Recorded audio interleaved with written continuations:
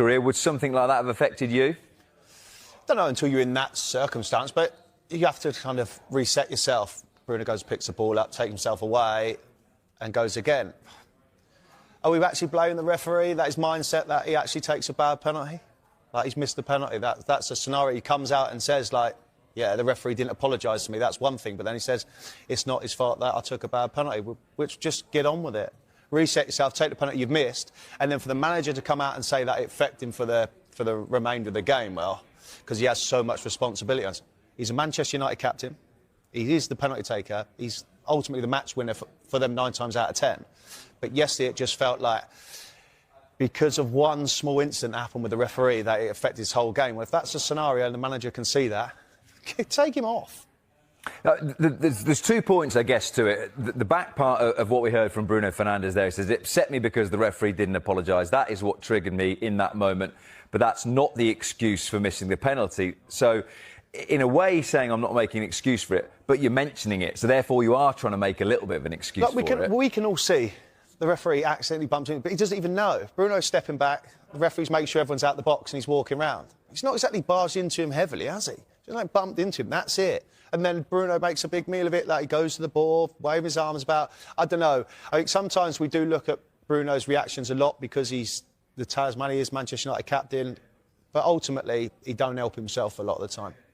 And that was what I found interesting, and I'm predicting a conversation, but interesting when the players came back out for the second half, that he's still talking to the referee. Now, that might be a totally separate conversation, but it sort of gives the impression that he's still a little bit affected by the penalty miss. It could have been about anything, but I think we look at it now, especially what Ruben Amorim's kind of said and said it like affecting his performances, we could see. I think we go through it, you have to let it go. But he's Manchester United captain, right? The spotlight's going to be on him all the time, regardless. That's the issue. But come on, you missed a penalty, you took a bad one. The referee hasn't. He's literally just bumped into you. Hasn't given you a big push or anything like that. It was accidental. He got to move on from it. But unfortunately, yesterday he allowed it to affect his whole performance. And that is more the key point there. That Ruben Amorim says it, that he was clearly affected by it. Gary Neville touched on it as well. You will know as a striker, I assume, the big thing is you've missed easy chances in your time. You can't then go around the rest of the game thinking about it. That's the thing. Like, ball comes across 6 yards out, keep making saves, or you completely fluff the chance. You think, right, in your mind, you think, right, next one, I'm going to put it in. The next one. And even if you miss the next one, 2 or 3, you want to get in that position to score again. He's missed a penalty, which we all know that normally he puts away. His penalty record speaks for itself. As the chances come yesterday, he's still going to be worrying about the penalty miss. And I know I've said it before, but look, it affected his performance yesterday. It really did, where Manchester United needed him and they needed their captain. We are going to get another perspective from it as well. Sky Sports have partnered with Fanalysis, an app where passionate fans known as Fanalists share their opinions on their club. If you want to represent your club, you can do. Just scan that QR code on your screen and visit the Sky Sports app for more details. Manchester United Fanalist Adam Stott joins us now. Good morning. How did you see the incident?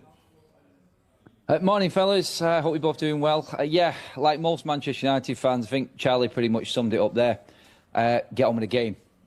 You missed a penalty. Yes, I know all players have their set routines and everything has to be precise and the whole walk back, certain amount of steps and things like that, but you just do it again.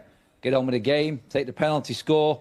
Bruno blazing one over, I think was kind of strange for us anyway, because he usually just slots them in nice and low. So I think it was all his just technique, really. I don't think the actual bump into the referee should really be looked into. It's a penalty. He probably takes about 50 to 100 of them all the way through the week in different training sessions. He knows what he's doing. And again, would we have been talking about it if United have won the game? Probably not. And that's how I'm honestly going to look at it right now. No excuse. I'm glad you come up with that and said that, because like if Man United won the game, then would we be talking about it? But it's down to like his performance. The way he performed yesterday was almost like reflection of he missed a penalty and he's allowed it to affect him the whole time instead of like, look, just getting onto it. But also I find that we're always going on about him because of the way he reacts in certain scenarios through disappointments. But also remember, he is Manchester United's captain. I know that's been a big thing we spoke about for years and years about them having a main leader. That's what sometimes I feel like he comes under that bit where he lets himself down like he did yesterday. Yeah, the petulant side of things, I think, is what you're alluding to there, Charlie, because the fans, a lot of opposition fans would always say, we've had fans singing in the away sections at Old Trafford, singing he's going to cry in a minute because he's constantly moaning at the referee and trying to get his way. I mean, a lot of the foreign players are different to English, and I understand the mentality side of things is different, the game's played differently, but I think that's why he comes under more scrutiny as well, because he is like that, actually, with every single decision on the pitch. Everything has to be bang on, and it could be just a little incident on the pitch and he's straight at the referees, and that's United's captain. And when you're not performing well, when you're not winning, when Bruno's not scoring goals and he's had the poor season that he's had to the start of the season, all the scrutiny then turns to the negative side of his game, and it's easy when United are where they are to go for the top. For instance, off the pitch, it's the ownership, then it's the manager, then you go to the captain on the pitch when things are going wrong. And Bruno is there, and he doesn't help himself, like you said, Charlie, with the way he naturally is in every single game. I guess the defence, the counter-argument would be, imagine where Manchester United would have been last season without Bruno Fernandes in particular and what he contributed to the team. Let's bring in another point of view on Bruno Fernandes and his future. We have been asking for your voice notes. We've had the one this morning from Manchester United fan John. This is what he's had to say about how he sees Bruno Fernandes' role at United moving forward. Bruno has been good for us for the time he's been at Manchester United, but I think now I think they need to cash in on him. Adam? Yeah, that Saudi link has been there throughout the summer. We've had, I think, 3 different Saudi clubs come in now. One from the start of the window, £100 million bid. Can we rebuild a whole new midfield? I will tell you this right now, most Manchester United fans looking at Ruben's system and trying to shoehorn Bruno into a number 8 role is clearly not working. A lot of fans picked up on Smith Rowe and Iwobi's interview with Sky yesterday, explaining how they found it easy to get through Manchester United's midfield. If the opposition can see it, the fans can see it, then it is clearly there, and there is a big problem. Like, Bruno is a 10, and I think a lot of people now are looking at this like, if you are going to go out and invest in 2 more 10s in Cunha and in Mbeumo, then surely you would need to put money into the midfield as well. Why are we getting replacements for Bruno and still playing Bruno is the question that a lot of Manchester United fans have asked this summer. We effectively started the game yesterday with 5 number 10s in Ahmad, Mount, Bruno, Cunha and Mbeumo in a system that allows you to play 2. It's a problem we've got Adam, right now. Would you have sold Bruno? Would you have sold Bruno, Adam? Would you have sold him? Would I have sold Bruno Fernandes? I had this debate with every single Manchester United fan myself. If I knew that that money was going straight back in to Manchester United, £100 million you cannot turn down for a 30-year-old player. If it's going back into the squad and you're investing it well in positions we need, then you sell that player. Bruno's going to be gone in 2 years. Is he the future of this football club? No. Has he been great for us? Yes. And that sentimental part of your fan attitude to what's going on at your football club is always going to kick in. He is a legend and I will fight his cause every day of the week. But right now, we are not looking at a future with Manchester United and Bruno Fernandes. We're looking at rebuilding under Ruben Amorim. And Bruno in that midfield is clearly not working. Gary Neville said it himself yesterday. I've heard Wayne Rooney talking about it today. It's just not right in the middle, and sacrifice has to be made. And it's a lot of money for a player that we are probably not going to have in our team in 2 years' time. Do you take the plunge now, I think, is the big debate amongst all Manchester United players, all United fans. I think that's too late now. We can't say, do we take the plunge? Because, like we say, was it a month ago, 6 weeks ago, when it said £100 million, everyone's like, oh, we can't sell him. And then a lot of people were saying, yeah, we need to, if we can invest into the team. If Man United, the money's going into the team. I think it almost goes now as that £100 million is not coming back.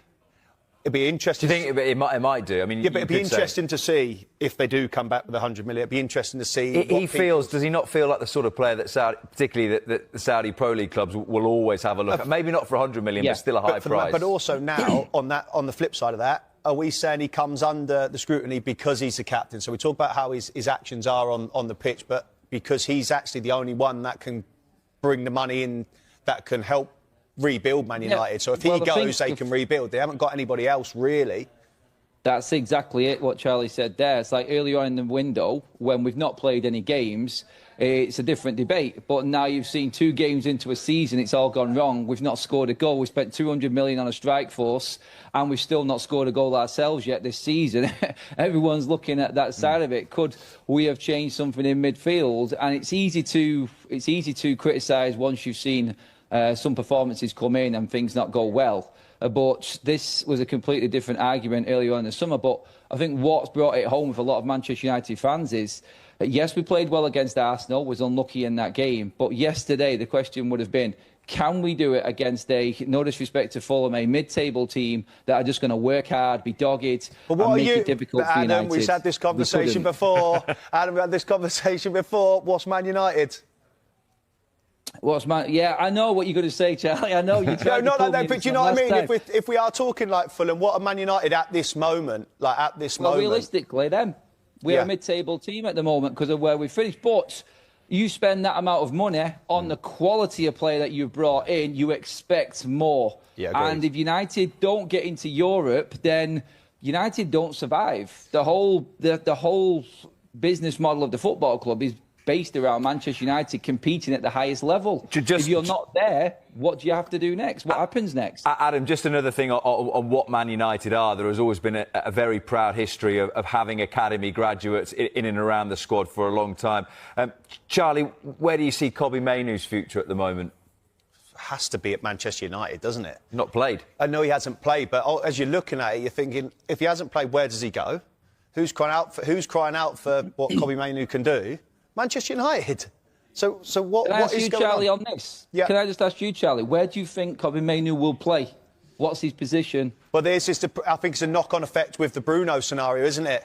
We're trying to fit everybody in and make it happen. You've got all the number 10s there now. Another 10. But I said last week, how I see Bruno against Arsenal, he's getting the ball off the back 4. That's not Bruno Fernandes. That's not what Man United fans want to see. That's not what football fans want to see.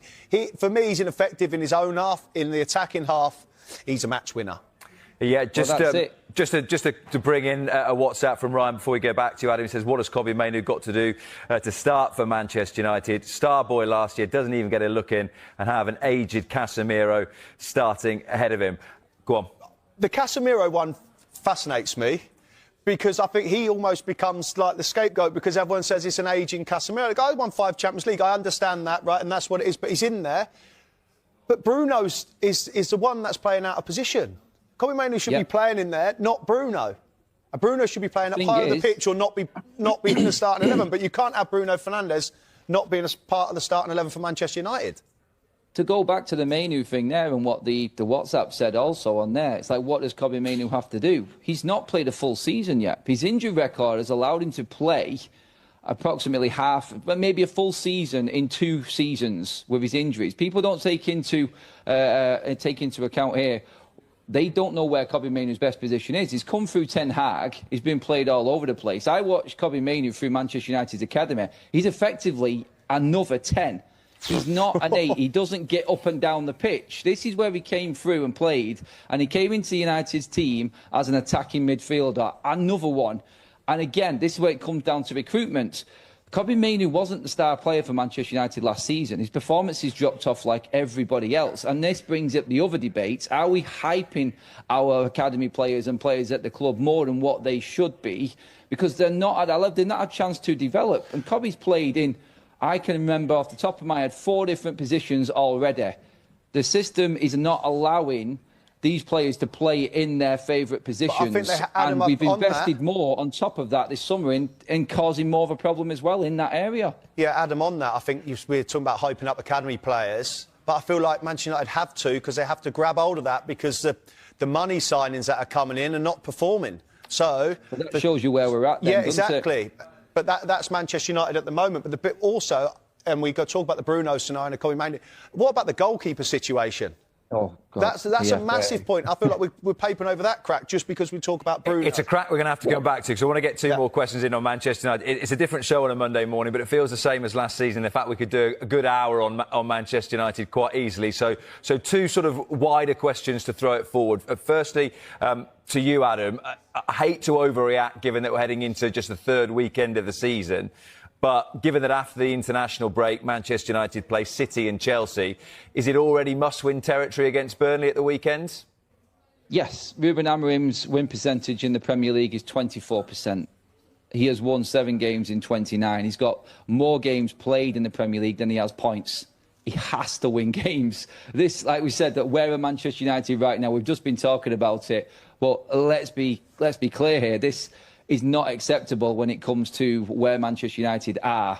It's a massive football club. He has to beat Burnley. He has to beat Grimsby on Wednesday night. Let's not forget about that. We're in the Carabao Cup second round here, which is unheard of for Manchester United because we're not in Europe. So we've got to beat Grimsby.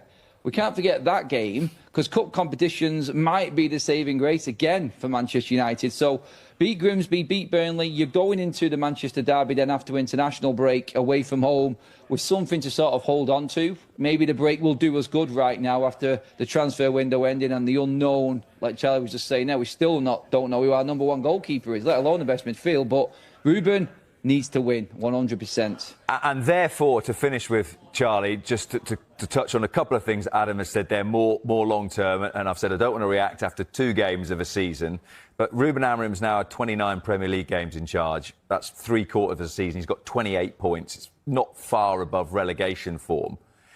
Wayne Rooney talking yesterday about how when he makes changes, they don't seem to improve the way that the game is going. A lot is being done recruitment-wise to fit his system. How much longer do you give that? I think that's the biggest thing. The recruitment bit, as he keeps bringing players in, now they're his players. Since he's come through the door before, and he's been easy to say them players are from other managers, and rightly so, they don't fit my formation. Now the club have backed him. He's got his players in. They've got to allow him to still be in charge. But the hard bit is about it, as we look, because he's 29 Premier League games, 28 points is what he's got. And I think as much as we've gone about Grimsby is obviously a must-win. Burnley at the weekend's a must-win. Isn't every game for Manchester United a must-win? Yeah. Isn't that what Manchester United are? They're a massive club, they're a big club. They're going through a terrible run year after year recently. But isn't a must-win all the time for Manchester United? Yeah, yes it is. Because last season we took points off all of the big teams. Everyone who finished in the Champions League places, United took points from. Chelsea, Liverpool, Manchester City, Arsenal. We had good performances against all of these teams. But that, you would say, is pretty much like a mid-table team would turn up for the big games. We've got to get rid of this mentality and this bad run that Charlie's going on about here. Otherwise, you will end up being mid-table season after season. You will be looked at as a fallen giant. It just brings it back to the recruitment and buying players that are necessary and getting rid of the players that are just not going to feature. We've got two midfielders, so-called midfielders, there sat on the bench in Agate and Kobbie Mainoo that can't get on the pitch because Bruno Fernandes is there. I think he's just got too much to do right now, and this is a massive week for Manchester United in the transfer window. Do we go out and spend more money, or do we try and fix what we've got right now? It's a tough one to call, but I think a lot of Manchester United fans would say now we need to go out and buy another midfielder because there isn't one at the club. We don't effectively have a number 8, a proper number 8 at Manchester United. We don't really have. Our number 6s are not good enough, and we have 7 number 10s in this club right now. The balance is all off, and I think it is going to affect any system for any manager, but Ruben Amorim right now, with the pressure of that record that you've just mentioned there and the amount of wins he's got in the Premier League, he needs to find something very, very quickly because it could easily go away from him very quickly. And before Christmas comes, you know what the headlines are going to be. There's only going to be one man on that hot seat and in the spotlight, and that's Ruben Amorim. Adam, good to speak to you as ever. Thank you very much indeed. Enjoy the rest of your day. Swansea and Everton defender Ashley Williams joins us, and European football expert Andy Brassell is in the studio as well. Great to have you both with us. Finally, it looks like there has been a breakthrough between Chelsea and Manchester United regarding a deal for Alejandro Garnacho. A deal is now closed with a compromise to be reached regarding the valuation. Ashley, it feels like now we can say with 4 days to go in the window that Alejandro Garnacho will probably be a Chelsea player. But given it's a World Cup year as well, he's been left out of the Argentina squad for the upcoming games. How much does Alejandro Garnacho need this move? Yeah, he's desperate. I think he's made that clear from the start. He wanted to go to Chelsea. That was his preferred team. It's a good move for Manchester United. Obviously, he's got no desire to play for Manchester United anymore. As you said, he needs to get back into that Argentina squad. So that's where he wants to go. So if this move does go ahead and he gets into that Chelsea club, it's now down to him. I think it's time for him to start showing what he can do regularly, week in, week out. And he's got no more excuses. He can't say he's unhappy because this is exactly what he wanted. Whether he fits into that system or not, or where he fits in and how they use him, I'm not sure yet. But for him himself as a player, he wanted this. He's got it. So now it's time to let his actions do the talking. Andy, is this a risk for Chelsea in any way, given the situation Alejandro Garnacho finds himself in at United? I mean, it's less of a risk than if they'd have paid what United actually wanted, but it's still a risk, definitely, because the potential's been obvious for a while, but that we're still talking about potential, I think is a bit of a concern, because you would have expected him to progress faster. I guess this has been a recurrent problem for Manchester United, isn't it? You've got a player. Can you make him into what he really should be? And there have been so many of those players at Manchester United who haven't turned into that player. So now the onus is on Maresca, is on his team, is on Chelsea to make him into what he should be. But they've clearly been looking for that wide player for quite a long time. That they didn't feel that Jadon Sancho was it, so they've gone with Garnacho instead. Yeah, it's interesting about Alejandro Garnacho, because like you say, you're not quite sure actually where he fits in, but there's a real opportunity there with Jamie Gittins really the only rather recognised left winger. If Alejandro Garnacho comes in and sorts himself out, gets focused, there's a real chance that he could nail down that starting spot, given that Gittins only came in the summer. Yeah, I think you nailed it there as well. It's about him mentally being a professional now, and I think sometimes you see a little bit the odd tantrum here. Sometimes he does a bit more talking off the pitch than he should do on the pitch. We've all seen the flashes of what he can do. He's clearly a good football player, but what he needs to do now, if he gets this move, is settle down and make that position his position now. I mean, we was talking off camera before that the attacking players sometimes find themselves in and out the squad, in and out the starting 11 quite regular. But for him, he needs to be that good at Chelsea where, because there's an opening there, he starts all the time. Every week he's the first name on the team sheet for that position. But is like we say about the risk, what happens if Alejandro Garnacho doesn't nail down a starting space and he finds himself on the bench at Chelsea? Are we then in the same position that he was in at United, or do you think it will be different? Well, maybe. Look, I think Maresca is pretty much... He demands players to give everything off the ball. And that has been, I think, one of the major problems with Garnacho. You haven't really seen... On the ball, he looks great for a lot of the time. And then when United haven't got the ball, you're like, come on, I want to see a bit more. And I can't believe that Maresca will let him get away with that. And when you look at the competition, as you say, with Jamie Gittins, someone who started last season with Dortmund brilliantly, didn't finish last season brilliantly, and again, has an enormous lot to prove. If you think of the sort of players that Chelsea have gone with in recent years, that sort of young and hungry, the competition is so intense. It's like you said, Ashley, there's not just no excuses for Garnacho, but if he doesn't give everything, it just won't happen for him. And I think on that point as well, which I'm sure we'll touch on, all Manchester United players kind of have an excuse at the minute because they've come from Manchester United and nobody's playing good. Well, now he's going to a team that are actually performing with a manager that looks like he knows how to get a tune out of his players. So if he isn't doing the work off the ball, or if his end product isn't good enough, it is now on Garnacho, not on... He can't blame anybody else. He can't blame the team or the club because the rest of the players are doing the business. Yeah, he absolutely can't. But he is young and there is still so much potential, I think, in Alejandro Garnacho. And it's a similar situation for Kobbie Mainoo, still so young with so much to give. But he could also leave Manchester United. Ruben Amorim saying he does believe in the midfielder amid interest from clubs in the Premier League and across Europe. But actually, I mean, it's all good and well coming out and saying that you do believe in a player, but you're not really giving him any game time. So what does that mean? It's a World Cup year for Kobbie Mainoo as well. Well, I think from the manager's point of view, he's probably saying the right thing. But if I'm a player and my manager's coming out post-match or in the press conference saying he believes in me, but he's not playing me, that tells me that he doesn't really believe in me. And we've all seen, again, his quality, what he can do in the Premier League and on the international level. He needs to be playing for a top team. He's a good player. And also, he's so popular in the area, in the Manchester area, that fan base. I'm not sure if he leaves that team, how that's going to go down at all. I don't think it'll go down very well. It's a really difficult sell to the fans, I think, because obviously United have had their difficulties. And on the whole, the fans who filled Old Trafford have really stuck with them. But I think this is going to be difficult to swallow. If you think of like Danny Welbeck and how much it hurt those Man United fans when he went, because someone who comes through the system to excel, and Mainu is someone who could be one of their best players if they develop him right. There's no doubt about that. It would be such a shame. I think a lot of United fans would find that very difficult to accept, particularly if he went to a Premier League rival and excelled there. And obviously Premier League clubs are interested in Kobbie Mainoo, but there are some European suitors as well. Where do you think he would be best suited if he was to go abroad, Andy?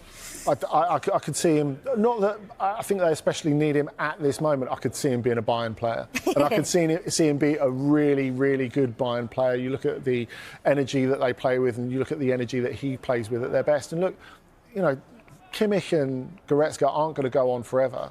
I would be looking at that. I don't think they have the money to make it happen, but I think he'd be great there.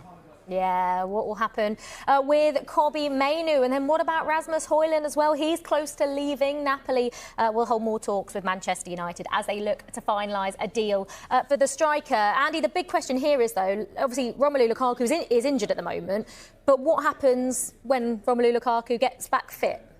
And this is really the crux of the deal, Olivia, because Napoli would like to borrow him and have an option that becomes obligatory after he's played a certain amount of games.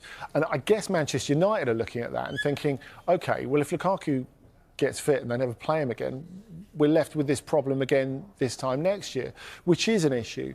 I mean, in terms of what United are realistically looking for, I think you have to be honest and say there's not a lot of days left in the transfer window. They've been trying to ditch him for a long time now. He's fallen well short of expectations there. He's used to Serie A. We know he can perform well there. And really, all they need to do with Højlund for the moment is reinflate his value, is to make him sellable. Now, obviously, they would like some guaranteed money, and wouldn't we all? But look, I think you have to be realistic, and if that is the only sticking point, they just have to get him back out there in the shop window, because at the moment, they are lucky that Napoli are desperate. They thought they'd already sorted their transfer window.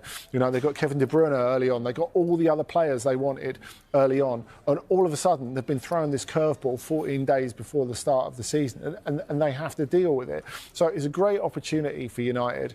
I don't think they should be picking over the little bits. Just get it done. Just get it done. Well, amongst all the changes, or potential changes, there was that huge shock last night, wasn't there? They hit a new low, suffering an embarrassing defeat to Grimsby Town in the Carabao Cup second round after what was an absolutely brilliant penalty shootout, by the way. But Ashley, I think embarrassing, it feels like the right word to sum up Manchester United last night. 100%, but I think before we get onto that, fair play to Grimsby. Yeah. Well done, Grimsby. Let's not forget that. I know the storyline is Manchester United, but well done to Grimsby. The best team on the night went through. Yeah, 100%, without a shadow of a doubt, in my opinion. And it's just another thing with Manchester United. But just when you think there's nothing else you can say about them, like they come up with something like last night, and it's there's loads of words that you could use: embarrassing, ridiculous, just poor. The manager he comes out, he doesn't feel you have any confidence at all that he's going to rectify the situation. I don't know how low it can get at Manchester United before they start to build back up again. It was just when you don't think that that's going to happen, it happens, and it's in typical recent Manchester United fashion.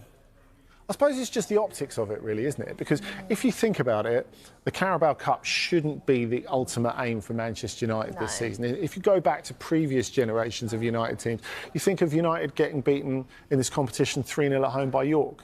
And it's just something you get over because they're a bigger fish to fry. But I guess because it's so tense, because each match feels like Amorim auditioning still, even though he's been in charge for almost a year now.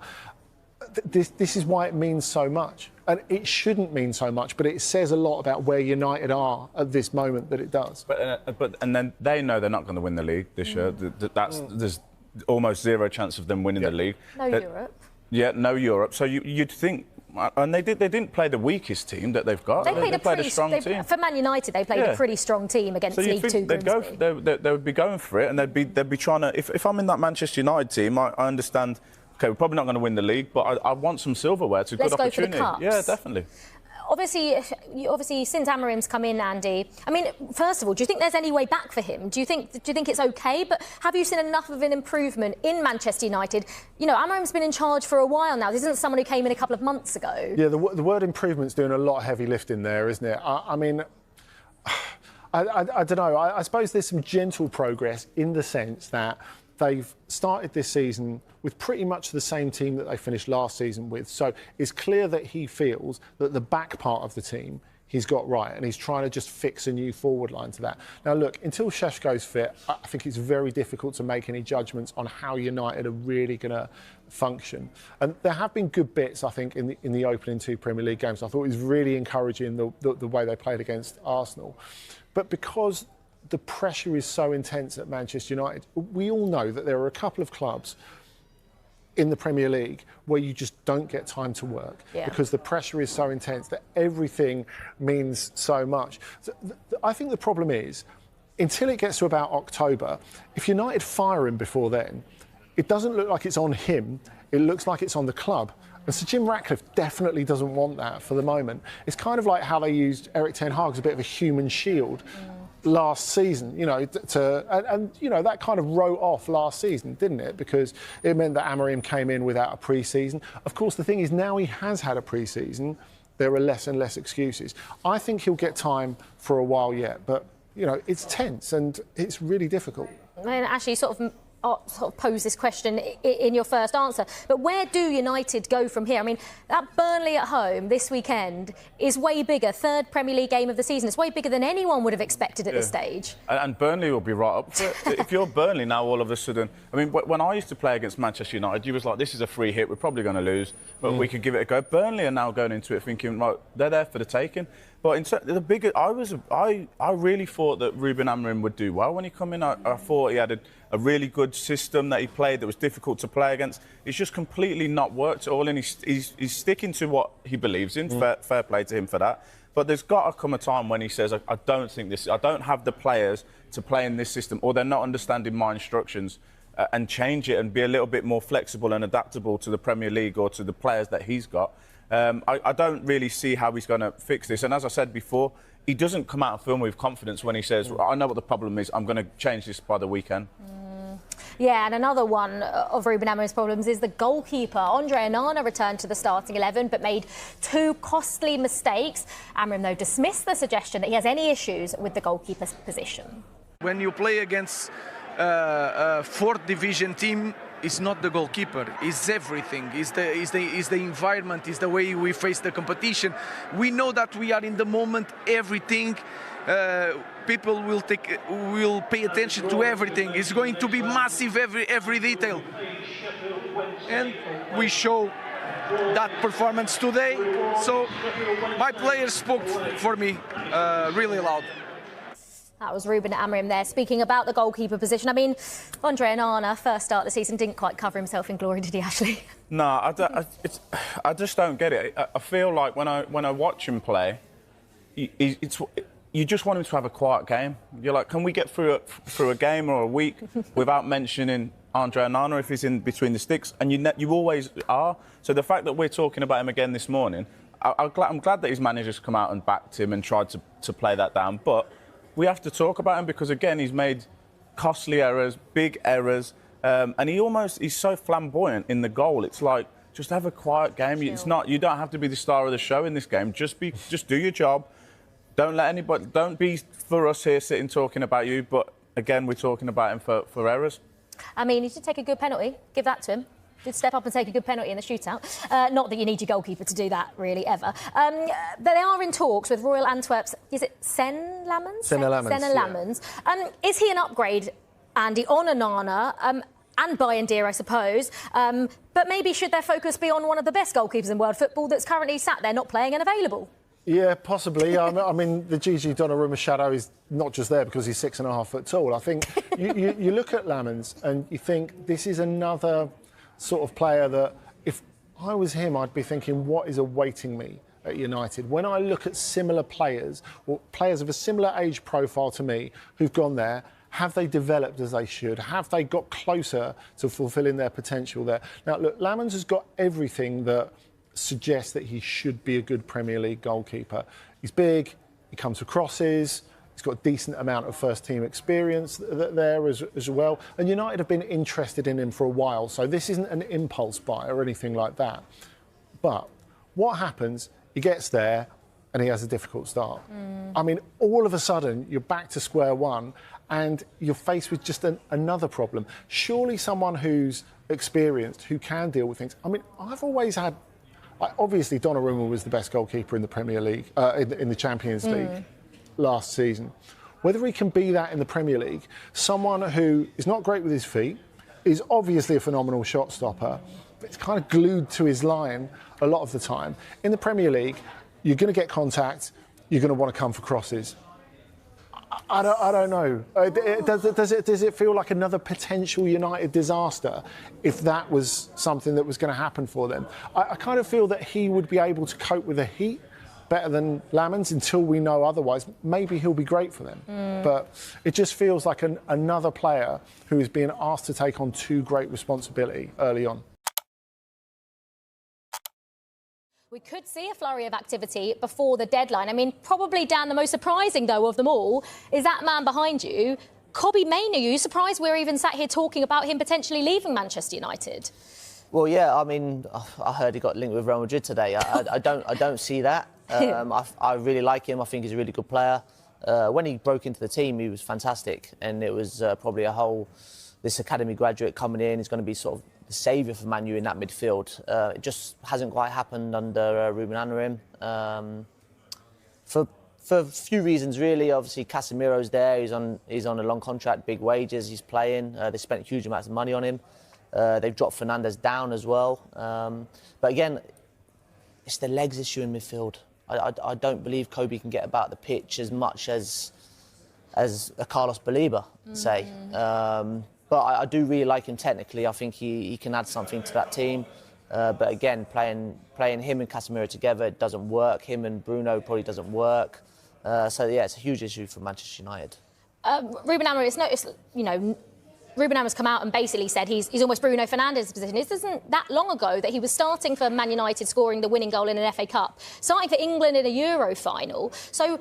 And when you look at Manchester United's options in midfield, they don't have a lot. But is the problem that he feels like he is Bruno Fernandes' position? That's what Ruben Amorim feels. Initially, when Amorim came in, Mainoo got a lot of opportunities. But we saw in the second half of last season, when he came back from injury, he didn't feature at all, really, in the latter stages of the Europa League. He got that really important goal against Lyon, which got them through to the semi-finals, but didn't feature much at all. He came on with 1 minute to go in the final against Tottenham. And as you say, Amorim reiterated the fact that he is seen as the deputy to Bruno Fernandes. And Bruno Fernandes started all but 5 of the 60 matches United played last season. And he's set to predominantly play in midfield now because you've got Cunha and Mbeumo. We wait to see whether that changes based on how United perform in the first few games of this season. But Dan mentioned it there, and mobility is seen as the main issue for Kobbie Mainoo in terms of playing that role alongside Bruno Fernandes. You could argue Casemiro doesn't have the mobility that Mainoo does, but it's seen as he isn't that player to play alongside Bruno. But I think Amorim has built up a lot of credit with United fans, despite the fact the results have gone against him. With the Marcus Rashford situation, they've supported him. With the Alexander-Garnacho situation, they've supported him. I think it'll be really difficult if Kobbie Mainoo departs the football club, because there's a real connection between United fans and the academy. And if he departs, then there's a real danger that you won't be in a situation where Manchester United go into a match day with an academy graduate in the team. And it's a proud record that United have. It's gone back to 1937. It's a run of 4,323 games. If Mainoo departs, then that is under real risk. And it's something which United are very proud of. I'm not saying that's the reason you keep Kobbie Mainoo, but it would be really disappointing. I think United fans would find it hard to stomach if Kobbie Mainoo, albeit he's not an important part of the squad at the moment, is to depart. Yeah, it does feel like there is still a big part to play for Kobbie Mainoo in that Manchester United midfield, but we will wait to see what happens with him. Anthony is the next one to discuss, James. It looks like Real Betis might get him permanently. Yeah, this is a slight change in approach. I don't think Real Betis have a huge amount of money to play with this summer, and so they were always pushing for a loan with an option to buy. But Manchester United, because of the amount of money they've spent on Anthony and because he was on loan there last season, they want to be in a situation where they sanction a permanent exit and bring some money back in. United haven't been great at selling players over the course of the last few years. They weren't even great at selling players under Sir Alex Ferguson. It's something they really want to get much better at. He's had lots of different offers. There's been interest from the Saudi Pro League. There was links with going to Bayer Leverkusen, where Erik ten Hag is. Erik ten Hag sanctioned the transfer for United for Anthony to become the second most expensive signing in United's history. But it does look like a permanent deal could be done here. They've made clear in negotiations, United, that a straight loan simply isn't going to be what they're looking for right now. So it does look like he could return to Betis, and it could end what has been clearly a very disappointing chapter for Anthony at United. I think he's ready for the move as well. Yeah, it feels like a couple of other players could be ready for a move. Those are Rasmus Højlund, Jadon Sancho and Alejandro Garnacho. Man United just are in a position now where they really just need to get, especially, I suppose, Garnacho and Sancho out of the club. Yeah, especially them two. Rasmus has obviously just come up recently. Still not sure why Newcastle haven't gone for Rasmus Højlund, to be honest. A loan move for the year, I think 23, still loads of room for development. In spells, he's done all right for United. He's been playing in a poor United team the last probably 1-2 years, which has found himself unlucky in that situation. With Sancho, yes, he needs to leave for the good of his career. There's 1 or 2 European clubs sniffing around for him, but not sure what he actually wants. And then Garnacho, it's looking like Chelsea, or it has been looking like Chelsea. There might be a surprise in the last few days of the window, but it's looking like Chelsea, and yeah, they need obviously they've sold 1 or 2 players last week, Chelsea. So yeah, that looks to be getting tied up probably a few days.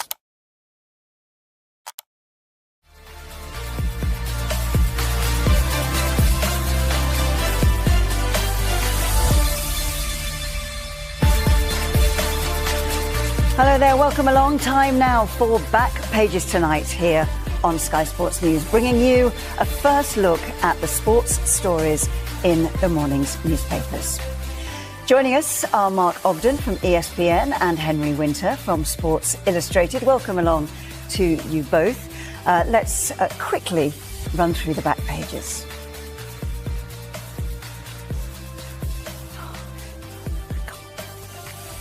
In the Telegraph today, Amorim, sometimes I hate my players and want to quit. Raducanu routed. And Tuchel, sorry for repulsive Bellingham.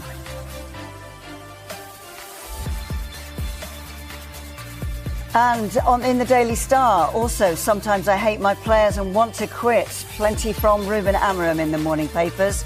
Ed hits the sack. And no TAA, no tar. On the Times, they lead with Tuchel apologising to Bellingham, and gone in 62 minutes, Emma Raducanu out of the US Open. The back of the Mirror, Scholes shoulder, we have Howe on Isak.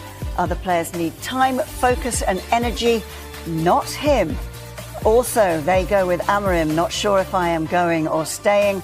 And Tuchel says no tar to Trent, call up. The back of the Express, Isak won't derail my tune. How only has time for team and not Alexander. Amorim's future far from clear. And again, they go with no room for Trent. And we'll look at a piece from Mark Ogden, one of tonight's guests in for ESPN. Should Manchester United transfer Bruno Fernandes away?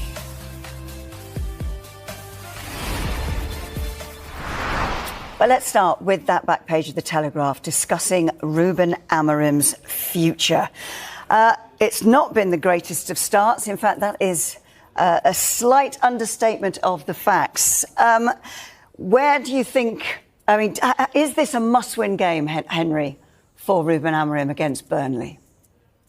I think if you're a Manchester United manager, every game is a must-win game, but he needs to sort his press conferences out first, because he's basically talking himself into, an early departure. I don't know whether he wants that, but I think the history of Manchester United managers is, well, A, playing with width, which he doesn't in his system, and B, being defiant. I mean, you wouldn't hear these sort of comments from Sir Alex Ferguson, or going back in time from Sir Matt Busby. You need defiance as Manchester United manager.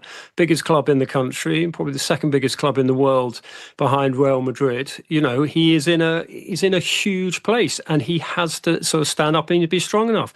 Oggy was there at Grimsby in midweek, and you had a manager cowering. I mean, you can't do that. What sort of message does that send out to the players? What sort of message does it send out to potential signings, to supporters? And then to come out in this press conference today, and actually inside the Telegraph, there's a very interesting piece from their reporter there, Mike McGrath, in which he talks about the sort of the intensity and the passion of Amorim. And when you see it close up, it is, you know, there's an impressive side to it.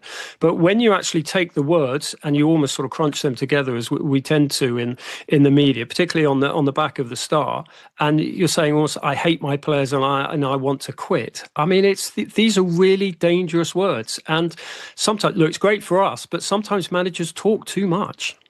Mark, you were at Grimsby on Wednesday night and were confused by what he was actually trying to say. What have you made of today's press conference? Yeah, he does have a habit of kind of being quite stronger after game and reeling back a couple of days later in a press conference. And he's doing it again today. He was saying on Wednesday that his players showed him everything. You can't change 22 players, so something else has to change. And that was almost a hint that if you can't change 22 players, what do you change? Well, that's usually the manager. And it was almost like he was asking to be removed. And he said today that, you know, after the game he wanted to quit or he wanted to go. He said that today, which is, it just blows hot and cold. And obviously he's very emotional, and it's almost like Kevin Keegan in some respects. You just don't know what you're going to get after a game. He just explodes with passion and emotion and strange things that he says. But it's not great for Man United to have a guy who it's unstable to have a coach who lurches from one direction to the next in such short space of time. So today he's kind of tried to, you know, douse the flames a little bit by saying that he loves his players sometimes, he hates them another time. Yes, he wants to go some days, but he wants to stay for 20 years the next day. I mean, Henry's talking about being defiant. I mean, there is a little bit of defiance in him in the sense that he won't change his system. And I think that is the root of his problems, that he's so wedded to this 3-4-3 system, which is not working, and he hasn't got the players to play it. And that's why United are losing games. And most managers or coaches would think, well, I need to save my job here. I'm going to change the system, be pragmatic, try and find a way. But he won't do it. It's almost like he's so desperate to prove that his system works that he's prepared to lose his job over it. And I think the way it's going, I mean, you asked Henry at the start, is it a must-win for Amorim tomorrow? I don't think it's a must-win. It's definitely a must not lose. If they lose against Burnley tomorrow, I think that really could signal the end for him next week. Henry, are you getting the feeling that he's a bit out of his depth? Look, I mean, we saw at Sporting that there was a very good coach there, but Manchester United is a step up in terms of pressure, the scrutiny, the fact that we're talking about it. You've probably been talking about it all day. I mean, you know, Oggy is right to say that he tries a couple of days after one of his outbursts to sort of douse the flames, but you don't douse flames with paraffin as he's done in this case, and just made it, you know, just sort of continue. He's under huge pressure. The tactical thing, as Oggy rightly alludes to, 3-4-2-1. I mean, look, if you're Oliver Glasner, you've made the system work at Crystal Palace, but it's not the way the Manchester United play traditionally. It's not the way that this slightly sort of hybrid, overpaid squad was set up. But look, Manchester United can get rid of the manager and he can walk out, as they've done time after time since Sir Alex Ferguson. But the issue is the culture of the club, because you have players at Manchester United who sort of underperform and then go and do well elsewhere. So what is it? It must be something about the culture at Manchester United, whether that's the tone set by the Glazers at the top, where it's all about them, it's all about sort of selfishness, it's all about what you can take out of a club rather than what you can put in it. Or is it down to the individual responsibility of the players? But it's a cultural thing as well as a tactical issue with the current manager. Mark, you've done a piece today about the tactical side, about this rigid 3-4-3, and you make a case that is Bruno Fernandes, the best player at the club, suited to that system. Yeah, I mean, I suppose the question was, is United's best player their biggest problem? And obviously Bruno Fernandes last season, you know, many would argue that he almost kept Man United up with his goals and his assists.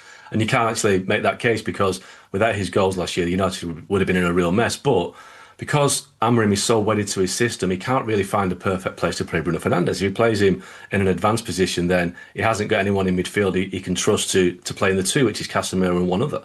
But if you put him in the two, which he has been doing recently alongside Casemiro, then they lose his ability further forward, and he hasn't got the ability to play a proper defensive midfield role. Neither is Casemiro, neither is Kobbie Mainoo, and neither is Manuel Ugarte. So in many ways, it's almost like, well, if United were to receive a bid from Saudi Arabia, which there was interest from Al Hilal at the start of the window, Al Ittihad had a sniffing around again. If suddenly somebody says, there's £100 million for Bruno Fernandes, should they take it and reinvest that money on players that can't actually get around the pitch, can be a proper holding midfielder in that midfield? I was speaking to one former player and he said that if Declan Rice was playing alongside Bruno Fernandes, it'd be fine, because Declan Rice can do the job of two midfielders. He can run, he can cover the ground, he can pass, he can do everything that a traditional midfielder does. But United haven't got that. And with Bruno Fernandes in the side, it almost exacerbates their problems. So, look, ultimately, you can't get rid of your best players, especially when you've got a lot of bad players. But their best player right now is Bruno Fernandes, but he's not playing well enough to suit the system. There'd be a riot, Henry, if they sold Bruno Fernandes, wouldn't there? There would be a riot, and it would be rather naive, because I agree with Oggy in terms of they've got too many number 10s. Obviously, they brought Matheus Cunha in there, Brian Mbeumo. Don't forget Mason Mount, who's actually been in pretty decent form. He's another number 10. Kobbie Mainoo has played as a 10 before. But the issue that I have about Bruno Fernandes is that, which is a good issue, is that he actually cares. I mean, you see, OK, so he moans to the referee and he flaps his arms around like a sort of, a baby eagle trying to sort of fly for the first time. And that is annoying. But he does actually care about Manchester United. You hear it when he speaks, you see it when he plays, and you hear all the stories backstage. Oggy's very close to Manchester United. He will know this. The type of things that Bruno Fernandes does for staff behind the scenes, helping people out. He actually cares. And if anything, Manchester United need more of that attitude of putting the team first. So I take the tactical point that Oggy is saying, and I agree, they absolutely need a central midfielder and a goalkeeper. They should have addressed that in the summer. But again, part of the sort of the culture that's built up under the Glazers are not focusing enough on what the football team really needs. But I would, I think there would be a riot if, and there's a long list of things that the fans want to riot about if Bruno Fernandes was put on a plane to Riyadh. Players are leaving, Mark, from Manchester United. I mean, Rasmus Højlund has agreed a deal to go to Napoli. Antony's on his way out. Are these players that are going to do exactly what Henry said and thrive elsewhere, away from this culture? Yeah, I'm not too sure, because I think the players that have gone in the past have actually been better players. I think United are really down to the dregs right now, with all due respect to the players that are leaving. Rasmus Højlund was never good enough. Antony was never good enough. Alejandro Garnacho might embarrass United at Chelsea, but, his situation there, attitude-wise and performance-wise, he hasn't done it, and I think Amorim's right to get rid. Tyrell Malacia, again, he'll come and go without anyone noticing, and the one that's left is Jadon Sancho. So I think the players that are basically heading for the exit door are players that they shouldn't have signed in the first place. But are they going to get what they want for them in terms of fee? That's debatable. United need to get some decent money in. They're saying they won't let them go for less than their valuation, but I mean, we're now like 3 days to the transfer deadline and nobody's wanted them yet. So I'm pretty sure they'll have to take less than what they want, but they need to go because they're not good enough. And, finally at United, there's some ruthlessness about players going out, because too many players, and quite a few on the pitch at Grimsby on Wednesday night, have hung around for too long. And Kobbie Mainoo, Henry, asking to go out on loan to get game time. A young, talented English player. Yeah, I mean, he was in the, he played, for Southgate. Didn't he play all 4 of the knockout games at the Euros? But I mean, I take Oggy's point, but I do think that, the history of Manchester United players in recent years is, even if they've been stinking the place out at Old Trafford, when they actually leave, they actually go and do well. I mean, Antony went out on loan to Real Betis and it was fantastic there. Scott McTominay, who was deemed surplus to requirements and how they could do with him in central midfield at the moment, he's obviously prospered in Napoli. Didn't he win Player of the Year as well as the title?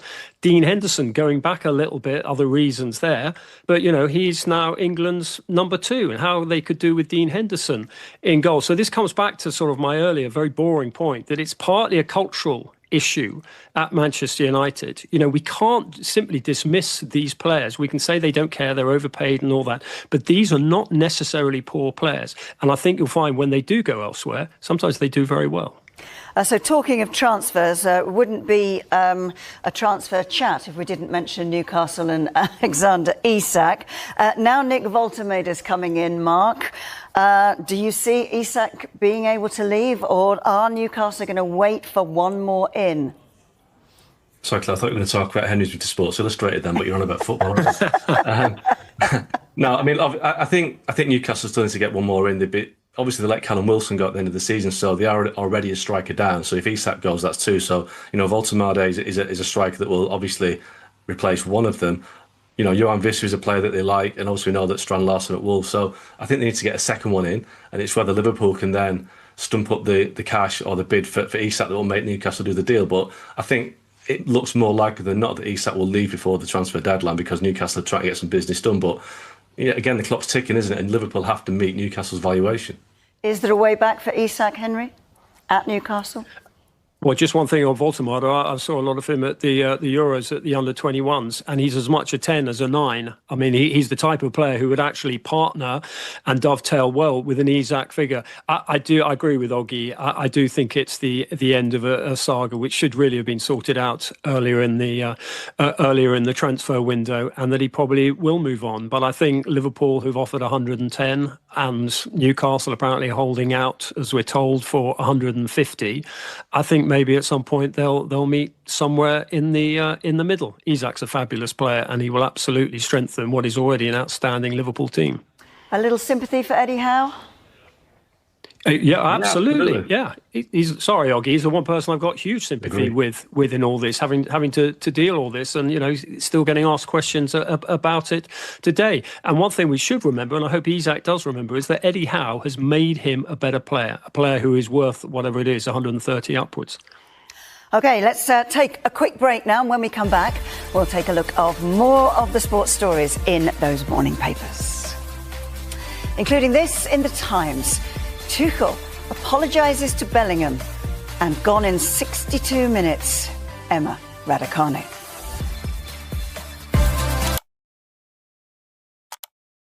The Carabao Cup. That did happen, didn't it? They scraped a penalty shootout. Yet again with Ruben Amorim, the team only seems to do anything when it's in a desperate situation. When Harry Maguire's playing up front, we may come to how well Grimsby did. They got everything right first half. They fought terrifically well. There's more mistakes from Manchester United's players. But we're looking at a manager here who was brought in to bring the stylistic change to Manchester United.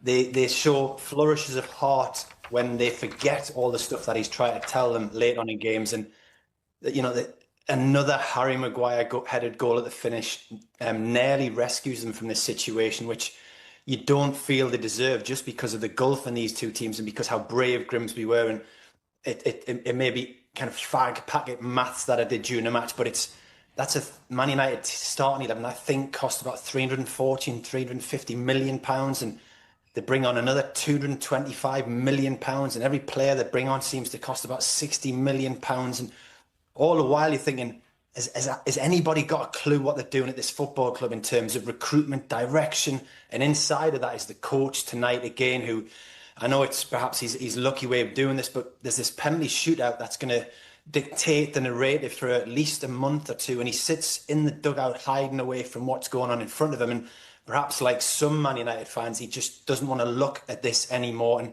we're looking at a manager now who I think in 45 games for Man United as the head coach has won 16 times, and half of those were in the Europa League. There's been 7 wins out of 29 Premier League games. As I said, stylistically, there's no change. It's just a case of chucking on players who cost loads of money and hoping they will manage to find a way to break opposition teams down. We look back to perhaps Everton last season, that late flourish when Bruno Fernandes inspired it. And I think, the same at Anfield. But in terms of what he's giving this team and what you're showing on the pitch, Marcus Rashford is gone. It's not his fault anymore. There are players leaving this club. It's not their fault anymore. There's £200 million spent in the summer on forwards, and you're not seeing anything even at this level in terms of what they're bringing to the team. The question in this defeat is about Ruben Amorim and whether or not he's been extremely fortunate to get this position, because like Ten Hag before him, you think he's just at the minute he's just not good enough to lead this huge football club. Yeah, of course, there will be questions about the manager, Ruben Amorim. But in your paper, The Times there, Martin, I'm just looking at this article from Paul Hurst, and he makes the point that Andre Onana was at fault for those goals, Riyadh. How much can you blame individuals, i.e. the players? How much blame do you put on the manager for this? I think that goes to the heart of it. I think the real problem is you can blame both. It's not as easy as being able to put your hand on just one thing. The problems go right the way around the club, from the top right down to the down to the bottom, and it goes across the pitch and into the dugout. Now, I'm watching Onana there, and he's I'd say he needs to do substantially better on both goals. We've obviously had the debate about sort of Bayern earlier in the season already. How can Manchester United be in this kind of scenario where their two first choice goalkeepers cannot be trusted? Now, we can talk about the individuals all day long, but I pin so much of this on Amorim, and I remember feeling slightly conflicted by the virtue that was being made of his style when he came in, and the fact this is a man who's so wedded to one approach, almost as if that's a good thing. I don't see it as a good thing. I've never seen it as a good thing. It's predictable. You can set up for a team when you know exactly how they're going to play. I mean, give Ten Hag his due. It was absolutely dire, but he had no more idea than the rest of us of what they were trying to do. So at least there was a degree of unpredictability about it. Now, this 3-4-3, even if we use Bruno as an example of that, Amorim being so rigid, you've got this guy who's playing in a deep position. We'll come on to what that means for a guy like Kobbie Mainoo, who would ideally be playing in that position where Bruno's being plonked. But he started 3 games in a row now with Bruno and Casemiro in there. Bruno is absolutely wasted in that deep-lying position. That is squarely on Amorim. Why can't he pivot? He's got Martin Samuel wrote a really good comment piece on this the other day. But if you go through that United squad and you put them into a 4-2-3-1, for instance, and you look at that starting 11 and the guys who would actually be playing in the positions they want to play, it would have to do better than this, because this is a rabble. And going to Martin's point there as well about the cost. I mean, look, just for the sake of trying new things, I looked up a quote from Dolly Parton. How can it cost so much to look this cheap? I don't want to take anything away from Grimsby, but we're talking about, in the post-Alex Ferguson years, this is one of the worst results United have had. And that's an incredibly wide sample to choose from. They don't show any progress. Now, you look at the signings that they made in the summer, there is no reason why this team should be struggling. In fact, I was at the Arsenal game on the opening day. I actually thought United looked very good and were unlucky to lose. Suddenly that disappears when they go to play Fulham, and tonight, with the players they had on the pitch, it's borderline unforgivable that they could be so poor. And a lot of that goes on to Amorim. He has to be able to coach some level of consistency into these players. If he's making them play in roles that they're not comfortable in, how can't he coach them to make them better? I haven't seen any evidence of that in pretty much a single player across the squad. So it's simplistic to say it about Onana and Bayern and the goalkeepers, but they are symptomatic of the entire thing going on at that squad at the moment. And Martin, for a player like Kobbie Mainoo, he's in the headlines at the moment, there is talk that possibly he wants a move away from Manchester United. From what Riyadh is saying and the troubles that are so deep-rooted within Manchester United, do you blame him for looking elsewhere? Well, this summer, Man United have spent another £200 million without bringing in major funds, and Arsenal spent another £200 million. And kind of agree with Riyadh in that Man United played well in the first game of the season, but you know which of those two clubs will be challenging for the title at the end of this campaign, and it won't be Manchester United. So it's another £200 million gone. The worry of a sale like Mainoo is you're taking out players who have grown up inside the football club and you're replacing them with players who have no connection whatsoever and have come because A, it's Manchester United, and B, they will get paid a lot of money. Strangely enough, you watched a bit of tonight's game and the weather was horrendous. it did look like these players were putting a bit of effort in. You know, I don't think people were shying away from challenges. The hunger of the Grimsby players was incredible. It's just there is no focus for them to bring this all together with, and the tactical stubbornness of the manager means that he's losing game after game after game. And as I said, 7 wins from 29 Premier League games would have seen most managers at most clubs dismissed by this point. We'll see where we go from here. It's such a punishing result, and then Manchester City are the game after next, and the game after that is Chelsea. And he's, a Saturday game against newly promoted Burnley. 3 real banana skins of matches for a manager who doesn't know how to win games at the very, very top level for the football club that he was brought in to kind of save and start this new era. And we often on this programme go back to the recruitment, the flawed recruitment, and Ten Hag was allowed to bring in these players. And I don't think you would give Ten Hag the money to buy a pint, never mind a goalkeeper or a centre midfielder, because it's just been lost. So they're spending so much money that at some point people are going to have to leave this football club. So in theory, this team will get weaker at some point. It was interesting, Manchester United fans, I think, had bought tickets for the Grimsby end that they shouldn't have been in. Grimsby found out the tickets were taken back. There's a greater desire and tactical nous, I think, from the fans to get into these games than there is from the Manchester United players during them. Yeah, we're getting a few of the back pages in. You can see the Guardian there, United humiliated. We saw in the Telegraph, Grim Reapers. We've seen in the Times, grim for Amorim. Riyadh, is Ruben Amorim's job now more under pressure, more under threat after this particular result? Absolutely has to be. I think there was an element of good fortune. I'd also say it was the right decision not to get rid of him in the summer. But given how badly burnt Jim Ratcliffe would have felt by the whole Ten Hag situation, you could certainly have seen a scenario, particularly with how bad they were in Bilbao against Tottenham. I think he came into the season under a huge amount of pressure. He can't complain about the personnel that have been brought in over the summer. I think in Mbeumo and in Cunha in particular, I think you're looking at 2 real quality players with Premier League experience. So he's been given everything in his favour.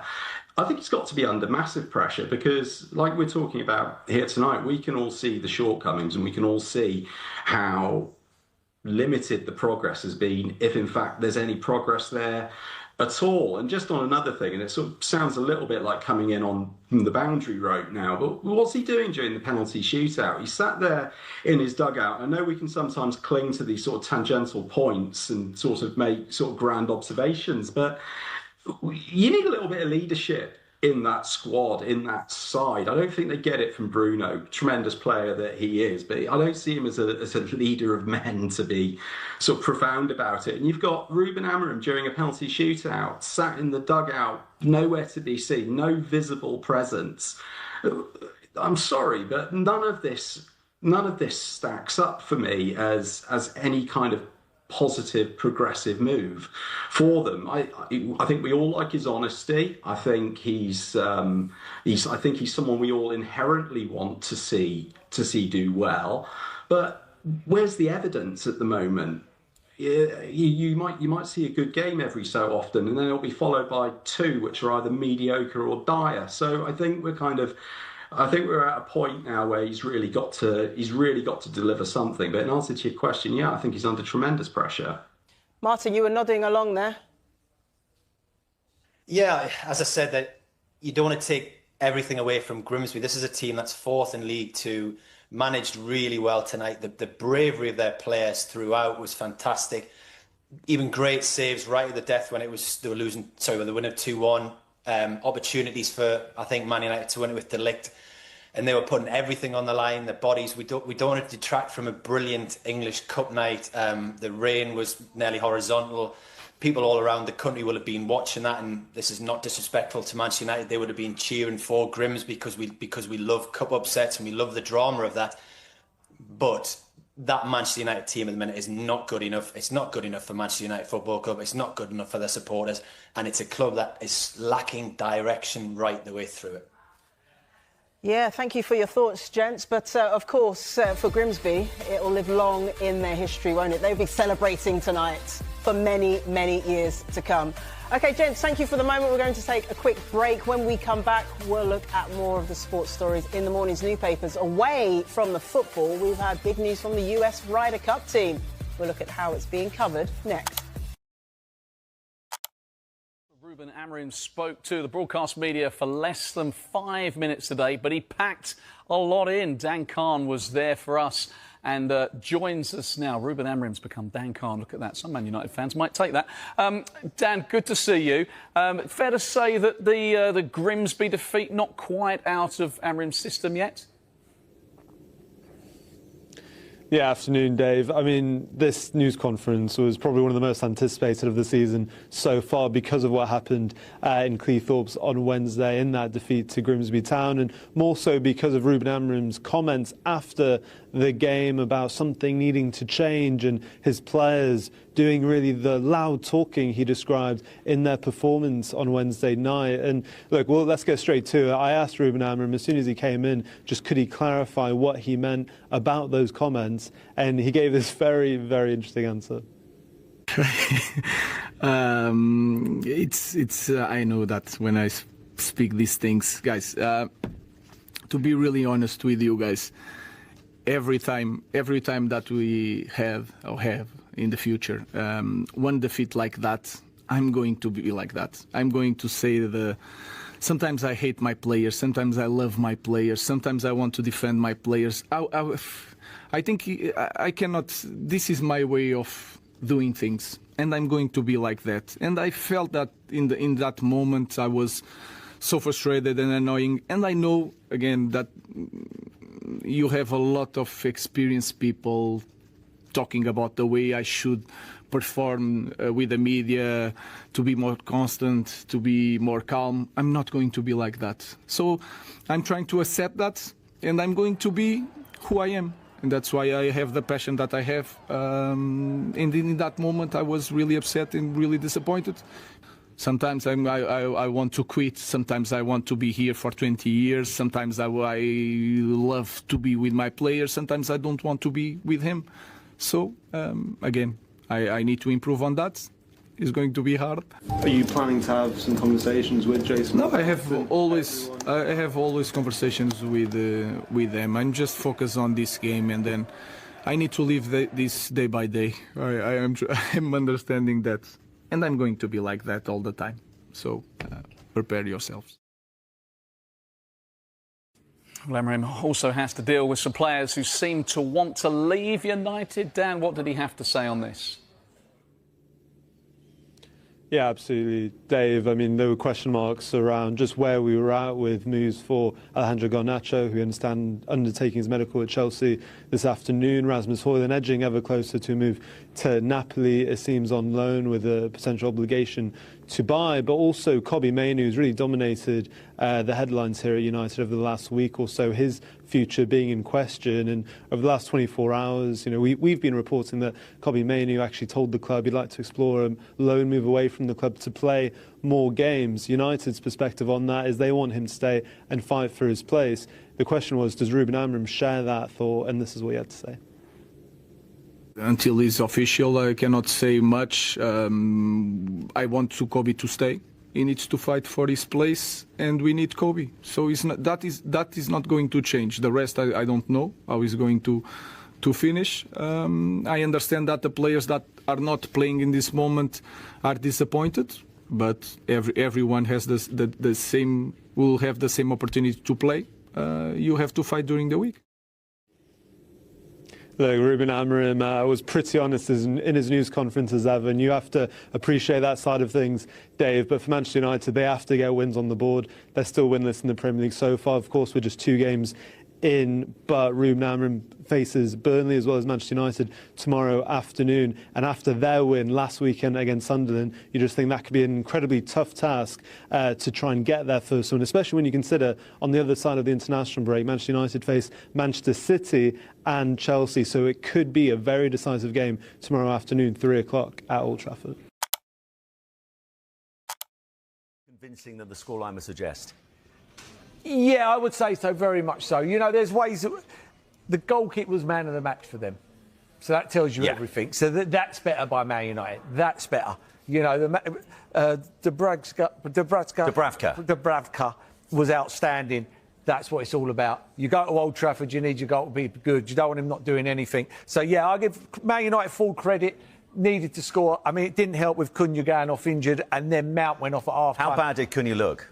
Yeah, it weren't great. You could tell, you know, when he did walk off, which was all right, but, he just rubbed it and shook his head. You know, they know when they've done their hamstring. It's a 2-week break. Have to wait and see. And then Mount went off as well, surely injured. That's a problem then, because he's a good footballer, Mount. He's a proper footballer.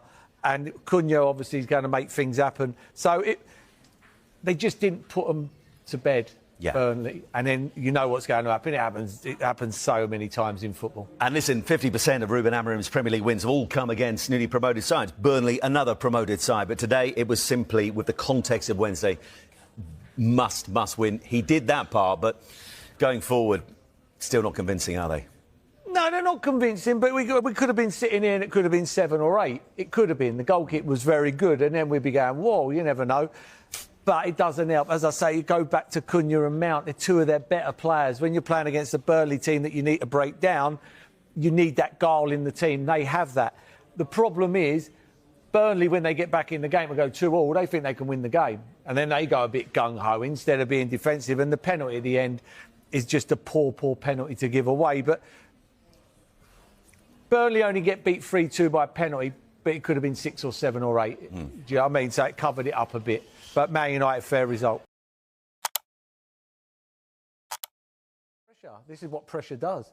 Pressure does these kind of things. You know, he'll look back on that now and think, what am I doing sitting in the dugout like that? I know I don't like penalties, but you can't be sitting in the back of the dugout. Well, as a player, like you can't decide. I mean, Šeško takes the number 10, but you can't walk off as a player and say, this is too much for me and hide away. And this is what happens, pressure. You know, I remember when in one of his first ever interviews when he come in at Man United and he went, I can't believe how many interviews I'm doing. And I was like, wow, you don't realise how big this club is. This is you now till the day you leave here, and it will get worse. I personally think if they don't win today, I think he'll go. And I don't think Man United will get rid of him. I think he'll go, you know what, I've had enough. I've had enough. He wants to play a certain way, and he's tried to bring in people that are going to play his way, and he's got rid of the people that can only play the other way with wingers, and he's getting rid of wingers. So for me, I think it's worrying times. I think they win today, so it's a nice game for them today. You think? Yeah. I'll be shocked if they lost today, because if they play like they did against Arsenal, they beat Burnley. But it's a big if, given what happened midweek. I mean, Sue, listen, if he does decide to walk away, if things go really badly today, you look at the likes of Sir Jim Ratcliffe, Omar Barada, who went over there to persuade him to come and leave earlier than he wanted to leave as well. You got Jason Wilcox as well. He was the one they said we're going to get United back to winning ways. It's on them as well, isn't it? Because this is the man they've gone for, and so far he's got a worse record than Ralf Rangnick. Yeah, no, absolutely. It's a collective thing, isn't it? And, you know, I think when he came in, he said he wanted that pre-season. He wanted to have the players for the whole of that time, to work with them, to instil his style and his philosophy. So last season, you could sort of say, OK, well, he didn't really have the players that he wanted. He's now had a pre-season. He's now brought in some players that he wanted. Yes, they've recruited in an attacking sense, but I still think the midfield area needs looking at. You still look at the goalkeeper situation. They've not really strengthened in that defensive area either. But yeah, that was my issue. I was thinking, well, with the previous manager, they give him loads of money and they said, go and get the players that you want. They then got rid of that manager. Then they bring in Ruben Amorim, who has got a different philosophy, a different style. They then spend a lot of money with him, give him that money. So what are they going to do now? Are they going to get rid of Ruben Amorim, bring another one in that, again, they need more money? So at some point, Manchester United have to stick with the manager. They have to be patient. I'm not saying they need to do that with Ruben Amorim. I'm just saying that at some point they have to do that because they just keep giving money to managers and it's just going to continue to do that. So it's a collective thing, isn't it? Yes, it's on the manager. Yes, it's on the players, but it's also on the hierarchy as well. And I just wanted, Tim, in terms of bringing him on board, listen, good-looking Portuguese man was doing great things at his club. You don't just get a job for that. Well, you know, I wonder what I in terms of marketing, but he has that terrific result against Man City, the Champions League last season. I wonder if they were seduced by the kind of level he's operating at, whether actually it was enough. He was at the kind of level that United needed right now. They're obviously seduced by the way the man talks. He's got the charisma. You're right, he's a good-looking man. But he's... Stop getting so insecure. I was seduced by him, you know, with his first few... This is going down a lane I never thought and never intended to go down. The guy talks brilliantly. He's got a load of charisma, you know. Yeah, but he talks 1 minute about quitting, the next minute staying. He baffles you. Yeah, but he's perfect for the media. We absolutely love him. When we do a show like this, we want to, because we're talking about him now. But what I don't like about him is his team, and that's the most important thing. And Jim Ratcliffe and the guys you've mentioned, they won't like that about him. He's got 28 points in 29 games. Any man or woman in the street could go and get that managing Manchester United. He has to look at himself and say, I am not doing the job right. He's not getting the best out of the squad that he's been given. Now, Sir Jim Ratcliffe has given him the money. He's given him the tools to go and work with now. Yeah, he might want a few more. They might give him a few more. But there's fundamentals. The straw that broke the camel's back for me is 2-0 down against Grimsby in the Carabao Cup, and he's looking at a tactics board, moving it around, looking to make...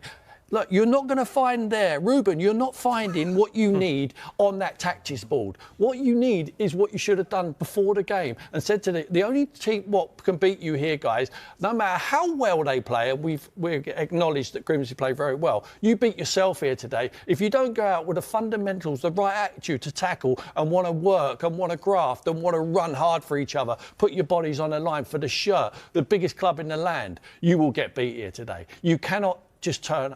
When he's in Portugal, you're absolutely right to mention where he's come from. When he's in Portugal, when you're managing Sporting Lisbon or one of the top teams, you get probably 5 or 6 games a season where you're at full stretch. The rest of the time, you can develop in the job. You can play against the bottom half teams and play some reserves and experiment on different systems and all that. It's not about systems at the moment. Forget systems. It's about him not getting the best out of the individuals at the moment. I don't buy into the fact that these players of 40, 50, 100 million pound can't play different ways. They should be able to adapt to play different ways.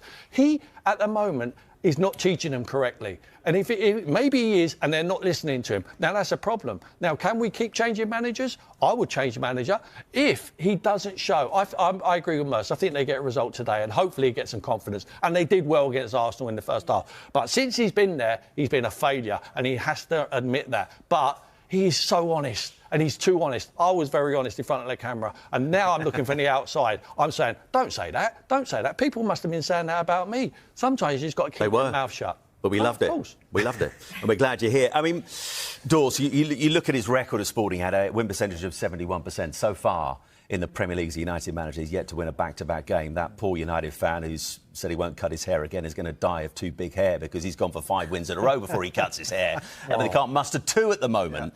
Yeah. But do you share some of what Tim's saying? But yeah, we can focus a lot on his system, that refusal to adapt as well, and putting the onus on the players to adapt. But it cuts both ways. Surely it's the manager and the players who have to be adaptable. And so far, he's not proving that. Yeah, 100%. And collectively, they all have to take responsibility, from the hierarchy to the manager to the players. And I was one of those, everyone, probably majority sat on here, went, oh, he'll be able to change, he'll be adaptable. I never thought he would, because he had all his success playing in this formation at Sporting Lisbon. It's completely different in the Premier League, completely. We see Thomas Frank and Donny Areola. There's moments in games, there's opposition that are better than you, and you have to be adaptable. And Frank's changed his formation 2 Premier League games running, isn't he? Exactly, and he did it at Brentford, and now he's gone to Tottenham and does it. So I think you have to be adaptable. Look, I've never sat in that hot seat. When you're at Manchester United, you're under scrutiny, you're under pressure, but you have to be adaptable, and the different teams you're going to come up against. But individually, the players have to take responsibility as well. I don't just see it all on Amorim. I'm with Sue. What, Manchester United just keep changing managers? The hierarchy have to take responsibility. They went out and did everything to get him. And they have to take some of this blame as well. OK, if they can't change another manager, Merce, then is it going to work with him? Is it eventually going to come good from what you've seen so far? They will have to change the manager if it doesn't work. There's a saying in life, keep on doing the same things over and over again, you get the same results. Definition of madness. Exactly, yeah. And that's what that is. And if they don't win today, it starts becoming... But then they can say changing manager and keep on doing it is the definition of madness as well.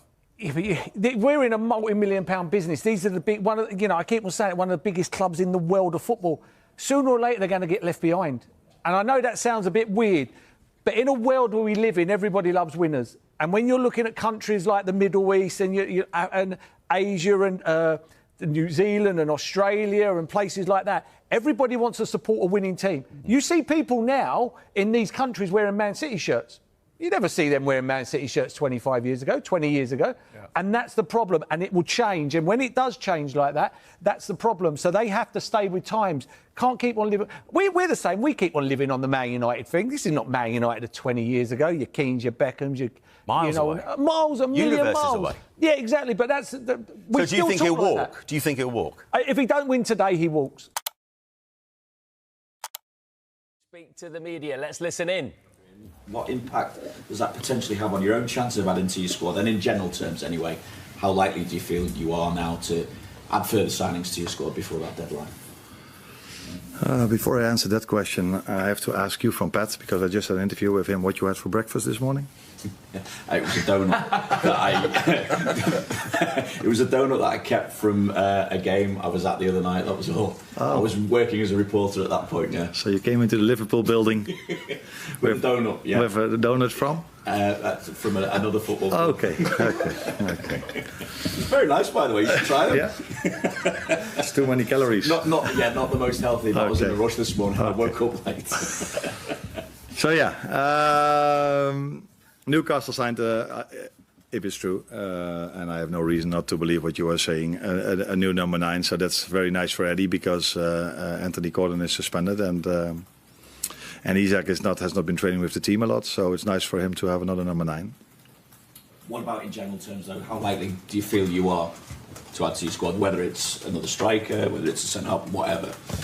No, I think I've said after Monday evening that that again I could make a substitution that impacted the game. That's what Federico did against Bournemouth. That's what Rio did now against Newcastle. So as always, we tried to sign players that can help us. But there's no reason after the first 2 games to complain or to think we need more. But if we can strengthen the squad, then we will always try to do that if it's for the right money and it's the right player. And there are only 3-4 days to go now. So yeah, let's see if we do something, and if we do something, what we can do. From the players that you're working with this weekend, and obviously it is a big game, what improvement do you feel you need to see that will give you the best chance of maintaining your own 100% record and ending Arsenal's?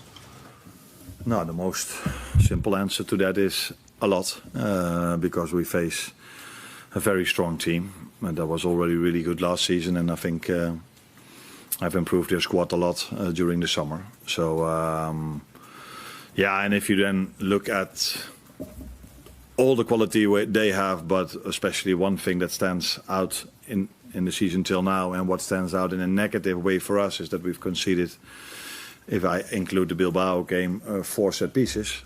And of course, as we all know, that's one of their strengths, not the strength, but one of their strengths, because they can play in multiple ways. You can see how well they are managed by Miguel, and they're working for 5 years together, because they can play almost every style there is in football, and that tells you how well managed they are. But one of their strengths is also set pieces, and that is an area where we, if you look at Monday, when we faced Newcastle, we conceded 2, and against Bilbao we conceded 2. It's a part we need to improve, where we, by the way, were really good at last season. So no panicking at all. We also had to defend at Newcastle 350 set pieces, so then only conceding 2 is not even so bad.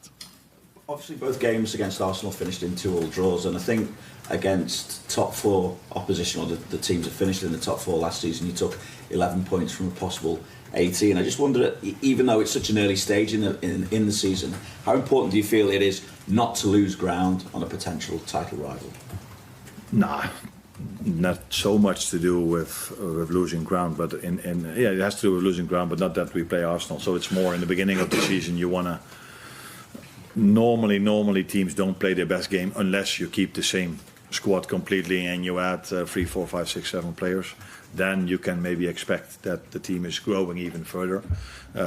If you look at our situation, we've lost a few, we've added a few, so then it's not starting all the way new again, but I think it's normal that we play even better, not better, but even better in a few months than we do, or in a few weeks than we do now. But in the meantime, you can't lose ground. Not a lot. Although I do think that it's. I would be surprised if there will be a point record this season in the Premier League. I would be surprised if one team gets more than 100 points because of the strength of the league. So you are able to drop once in a while a few points and still be competitive. I think in the end of the season. But the best thing you can do is not drop points at all. Thank you. Anna, just picking up on what you said there then, do you think that the league is more competitive noticeably this season than last season based on what you just said? If that's even possible, because it was already so competitive last season. But maybe I'm wrong, but I think in general teams spent more than last season. I'm not 100% sure, and I'm talking about net spend, not talking about what teams spent and forget then what they've sold. But in terms of net spend, but maybe I'm wrong. But last season we didn't do a lot, but I think our competitors didn't do a lot last season as well. Newspapers. Joining us are the Guardian's Jonathan Liew and the Mirror's chief football writer John Cross. Welcome to you both, gents. We'll come to you shortly. Let's quickly run you through the back pages. Starting with The Express, their main story, as you can see there, in the nick of time, talking about Newcastle's record signing, Nick Woltemade. In The Telegraph, their main story, they focus on Ruben Amorim as pressure ramps up on the Manchester United manager. Amorim to hold talks on future, they say. In the Mirror, Ruben crisis talks. Also the focus there on the Manchester United manager. They also make mention of Trent Alexander-Arnold ready for Anfield reunion with Real Madrid. That's after Real Madrid draw Liverpool in the Champions League. In The Guardian, lots of focus, isn't there, on Ruben Amorim. Club figures believe Amorim may quit as tactics questioned. They also make mention of Tour de France winner Chris Froome, who breaks his back during horror crash in training. In The Time, again, Newcastle the focus. Newcastle agree deal for £65 million striker. Conflicting reports on Manchester United and whether they will keep hold of Ruben Amorim, their manager. Here they say, we will stand by Amorim. In the Metro, nowhere to hide. In the I newspaper, we've heard reports, haven't we, of Garnacho moving away from Manchester United, going to Chelsea after they agree a fee for the forward. Could Kobbie Mainoo be on his way out as well?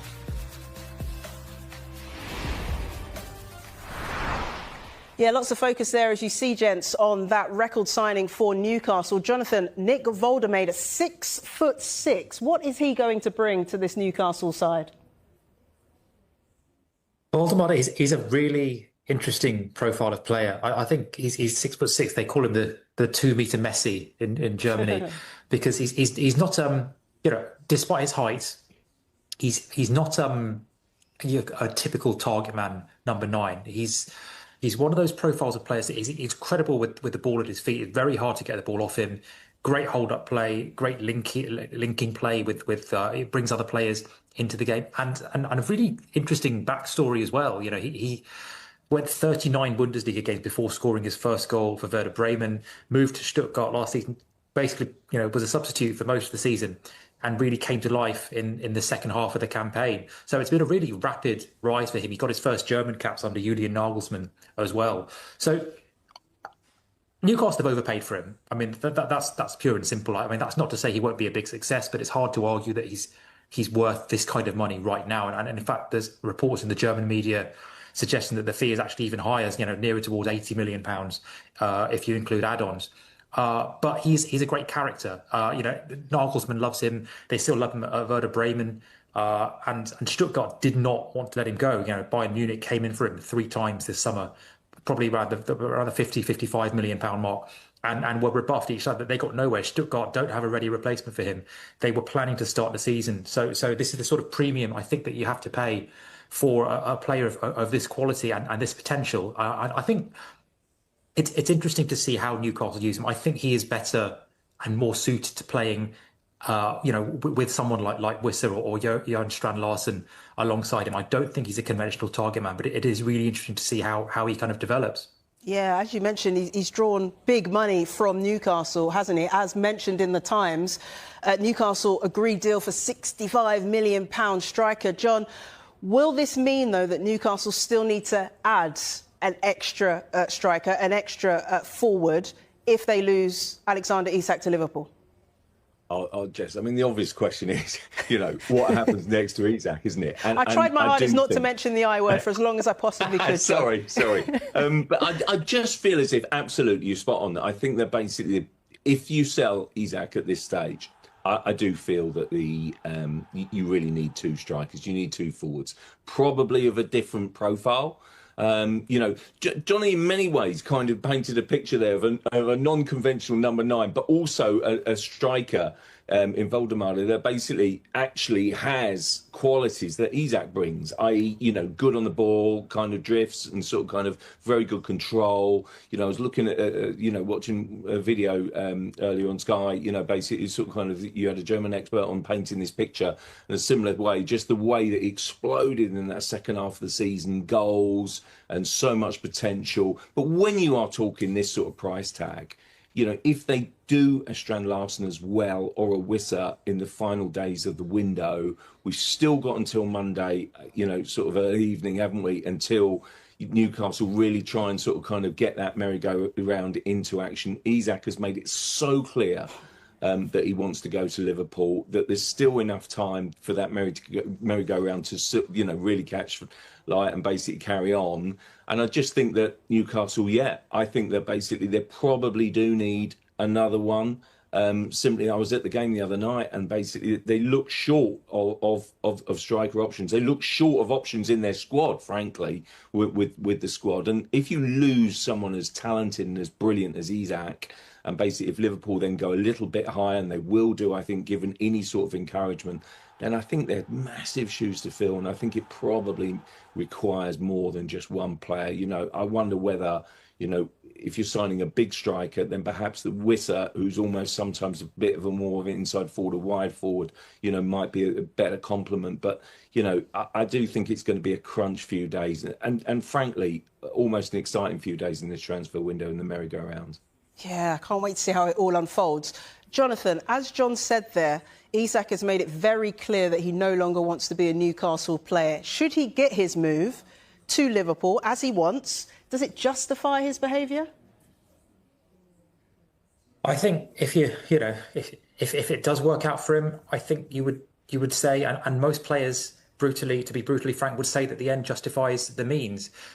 It is a game, and I think you see plenty of examples of football clubs who are prepared to cast aside players who they no longer want, who new coaches come in, new regimes come in, players fall out of favour, players get injured.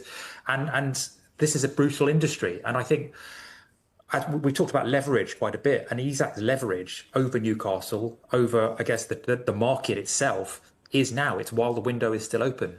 We're all going to take a different view on, I guess, the ethics of what it is he's done. But I think it's a weird place to draw your ethical line. If you think about all of the other stuff that goes on in the industry, behind closed doors, behind people's backs, it's weird to draw. I say it's weird to draw an ethical line under Isak if you're not going to draw it somewhere else in the transfer market, because this kind of, I guess, cynical, calculating sort of strategy is basically par for the course in the market. Yeah, we're so used to seeing this type of behaviour now, aren't we?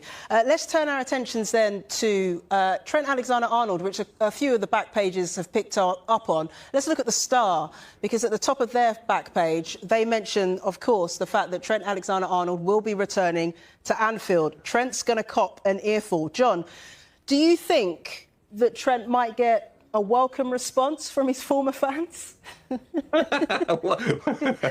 I'm not sure, Jess, to be honest. It's such a good point that Johnny makes, though, because basically, you're going from one kind of, playing the transfer game, going on strike, basically, the prior Newcastle, Alexander-Isak, to someone, Trent Alexander-Arnold, who saw out his contract at Liverpool and basically left on a free, and he's still the bad guy. So look, I do think kind of the morals are slightly confused here, aren't they? Basically about which way to turn. But I do think that Trent Alexander-Arnold was such a brilliant player for Liverpool, and he's such a brilliant player per se.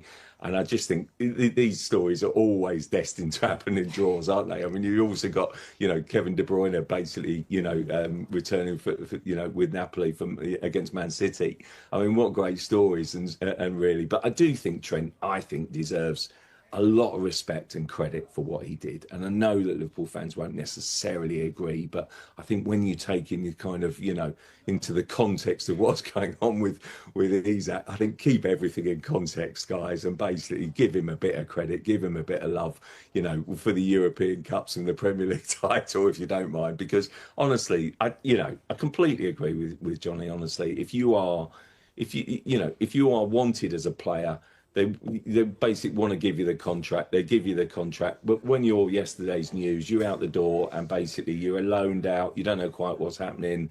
And so, let's be realistic here. But I do think that Trent Alexander-Arnold deserves a bit of respect and a bit of love from Liverpool fans. Let's hope so. Yeah, OK. Well, let's see if the Liverpool fans agree with you, John. Jonathan, thank you for the moment. We're going to take a short break. And when we come back, we'll take a look at more of the sports stories in the morning's newspapers, including this in the Metro. Nowhere to hide for Ruben Amorim. We'll look at that and reports in The Guardian that he could be set to quit.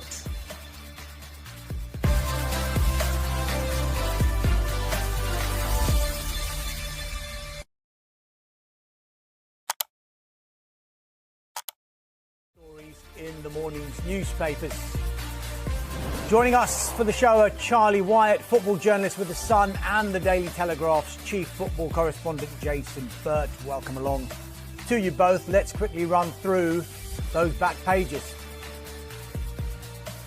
West Ham's cup defeat at Wolves is in the Telegraph sports section with an angry Jared Bowen heading to confront fans at the end. There's also news of a fresh blow for Newcastle United in the Alexander-Isak saga.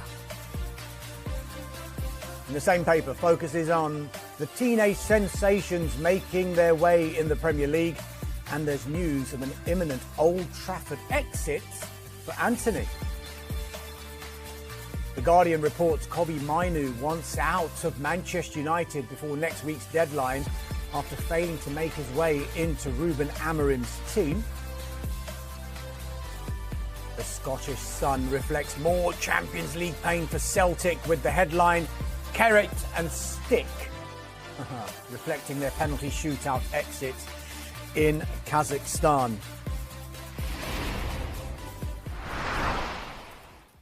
Welcome along again to Charlie and Jason. Let's start with the Telegraph then, and the Alexander-Isak saga. It just goes on and on. Charlie and Jason. Jason, let's start with you. Look, it's a matter of days to go until this window closes, and we are still talking about this Alexander-Isak saga. How does it end for you? Oh, that's the $1 million question, or the £150 million question, isn't it, really? But I'm not sure is the answer. I think I was at Newcastle United last night. I was at St James's Park. I saw the game. And when Yasser Al-Rumayyan, the Newcastle chairman, was by the side of the pitch at the end of the game, consoling Eddie Howe, I think that was seen as a public sign that they were hoping to find some sort of resolution to this saga. And obviously there was talks yesterday with Alexander-Isak. Unfortunately for Newcastle, it's transpired today that he has dug in even deeper and is more than ever determined to leave. I think there was some hope that maybe there might be an announcement today that he'd agreed to stay a little bit longer, the new contract had been agreed and so on and so forth, but that just hasn't happened. I think the key to this is from the statement last week from Newcastle, so the conditions haven't been met for the sale. And there are two clear conditions. One is to sign the replacements for Alexander-Isak and also Callum Wilson, and for the fee they want to be reached as well. And at this point in time, we're very far away from both of those two things happening. And with less than a week to go, it means that it's less and less likely that he will leave. I think even more than the fee, I think it's getting the replacement sorted out. And that just hasn't happened for Newcastle. They have been trying, which shows that they are willing to trade. I know there's been talk of them sort of saying they're not going to sell come what may, but I think there has been acceptance that if they can get the right sort of conditions, then they would accept the deal. Although I think they would still try and insist on £150 million. So to cut a long story short, at the moment, I think he's still staying. Charlie, Jason says at the moment staying, but with time running out in this window for both Newcastle and Liverpool. And Jason made the point about trying to bring in replacements.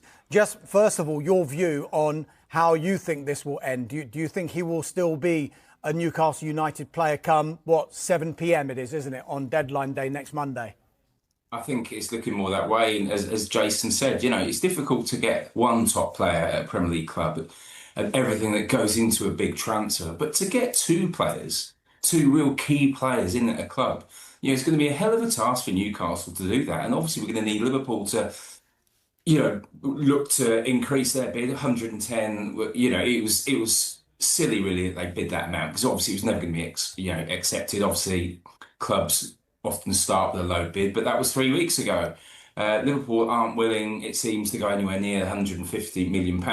That's what Newcastle want. So at the moment, we're going around in circles. We're not going anywhere. And we've got a player that I think it's not a surprise that Isak's dug in, because I think he had to, particularly, the statement he's made not that long ago. So I'm not surprised, having met, some of the club officials, that he's decided to refuse to play. But there's going to come a time he's got to realise that it's going to be increasingly unlikely that Liverpool are going to get near Newcastle's valuation. But of course, Newcastle getting two key players in. So the longer we go, this saga continues, the more likely at some stage we're going to see Alexander-Isak playing for Newcastle again. But certainly not this weekend. Yeah, it will be interesting. Jason, just picking up on those potential replacements for Eddie Howe and Newcastle United. They have tried, haven't they? Liam Delap, João Pedro they went for. Hugo Ekitike, in a way, has actually made it more difficult for Liverpool to get Alexander-Isak because he ended up going to Liverpool. Benjamin Sesko they tried to get as well. Are the replacements out there? I mean, some could argue that they've had a bid rejected by Wolves for Jurgen Strand-Larsen, and he looked half decent in their game against West Ham United earlier on today. Are they actually out there of the requisite quality to replace someone like Isak? No, it's a really good question. Obviously, they're still trying to sign Johan Visser as well, and Nicholas Jackson's also on their radar. I think they have a slight problem with the way that Newcastle United have gone about this window. And you look at football clubs and signing of players, and you usually do quite a lot of due diligence before you actually press the button to make a bid. And it just seems to me that time and again, in this window in particular, Newcastle have tried to sign players who they're just not going to get. And João Pedro was always going to go to Chelsea. Liam Delap, they weren't really in the running. I mean, Everton actually made a better fist of it than Newcastle to get Liam Delap. And I just wonder whether, when they come out of this window, they're going to have to really reflect on the fact that, have they actually gone about it in the right way? Have they put the presentations together to try and persuade some of these players and some of these agents to actually want to come to them? Because it's happened too often that they've been beaten to players. Benjamin Sesko was a really interesting one, where at one stage it looked like they were prepared to pay more money than Manchester United. But having done a bit of work on that deal, it was very clear very early on that Manchester United really got into the player, really got into the agent. And that's the way that has to happen in football. I mean, you have to really persuade them first that this deal is one that's going to work for them, that they should come to your club, and then you put the bid in with the club that you want to buy the player from. And I think too many times this summer, Newcastle have gone after players who weren't achievable. Jurgen Strand-Larsen's a really interesting one, because they've gone in very high. You'd think that Wolves paid 24, I think, was the release, the clause that was activated in the summer to get him from Celta Vigo. But at the same time, it's so late in the window that Wolves are saying, well, we can't sign replacements ourselves. They're under a huge amount of pressure not to sell. They don't want to sell. So, if you really wanted that player, you should have gone for him a bit earlier. Obviously, they're working their way through a list of players, and that's understandable. But it just seems to me that I think they need to reflect when they come out of this window, have they gone about it the right way? Because it looks to me like they haven't. They always knew Callum Wilson was going. They still haven't signed a replacement for him, and he went at the end of last season. Charlie, just picking up on Monday night, first of all, because, I mean, it was against the backdrop of this whole Isak saga, and I think that added to what was an incredible atmosphere at St James's Park. But did we see a fan base, a team, a coaching setup that was totally united at Newcastle United on Monday night? And has everything that's going on with Alexander-Arnold in the background almost galvanised everyone at Newcastle and that club? Oh, I think that the fans and Eddie Howe and the journey that they've been on, they've been together throughout. Anyone that goes up there, and I'm sure Jason will agree, you go up there and it really is a really together club. And even though there's been various issues off the pitch in the last 18 months, Eddie Howe's done a brilliant job of keeping everything together, making, some really good signings until this summer. So you've got to give him and the supporters a lot of credit. But equally with it is that situation. We've seen it before. If he does stay, there'll be a few issues for him. But if and when he does play, if and when he starts playing really well and starts scoring again, certainly short term, the fans will be back on his side. If they're saying that he's giving everything, he comes back and really knuckles down. And we've seen it whether, Raheem Sterling, Berbatov, been so many players that have, not got the move that they wanted. Of course, then often they go the next season. Then we'd have to see whether, Newcastle managed to give him the money that he wanted in the first place. So, while a brilliant support base at Newcastle, all fans are fickle. And if they see a player scoring goals for them, they can soon have him back on their side.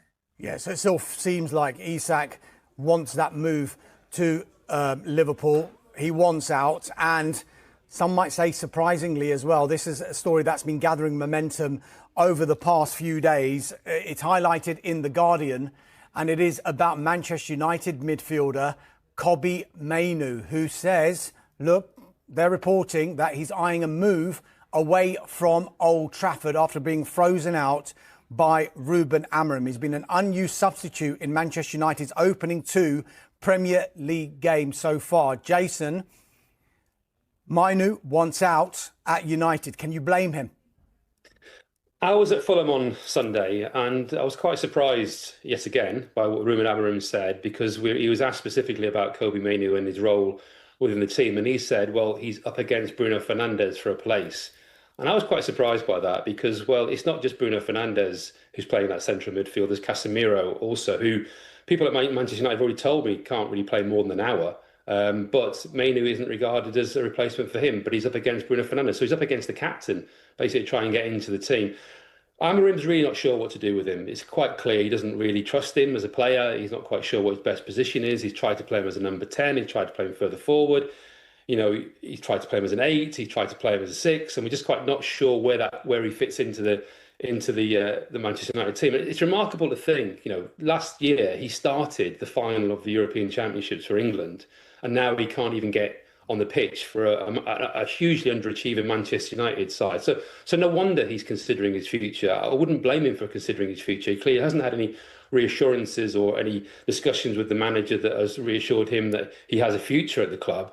And it would be really sad for Manchester United if they lose him. He's an academy product. They've got a very proud tradition of having academy players come through and be in the matchday squad. It's going back 100 years or whatever that they've managed to do that.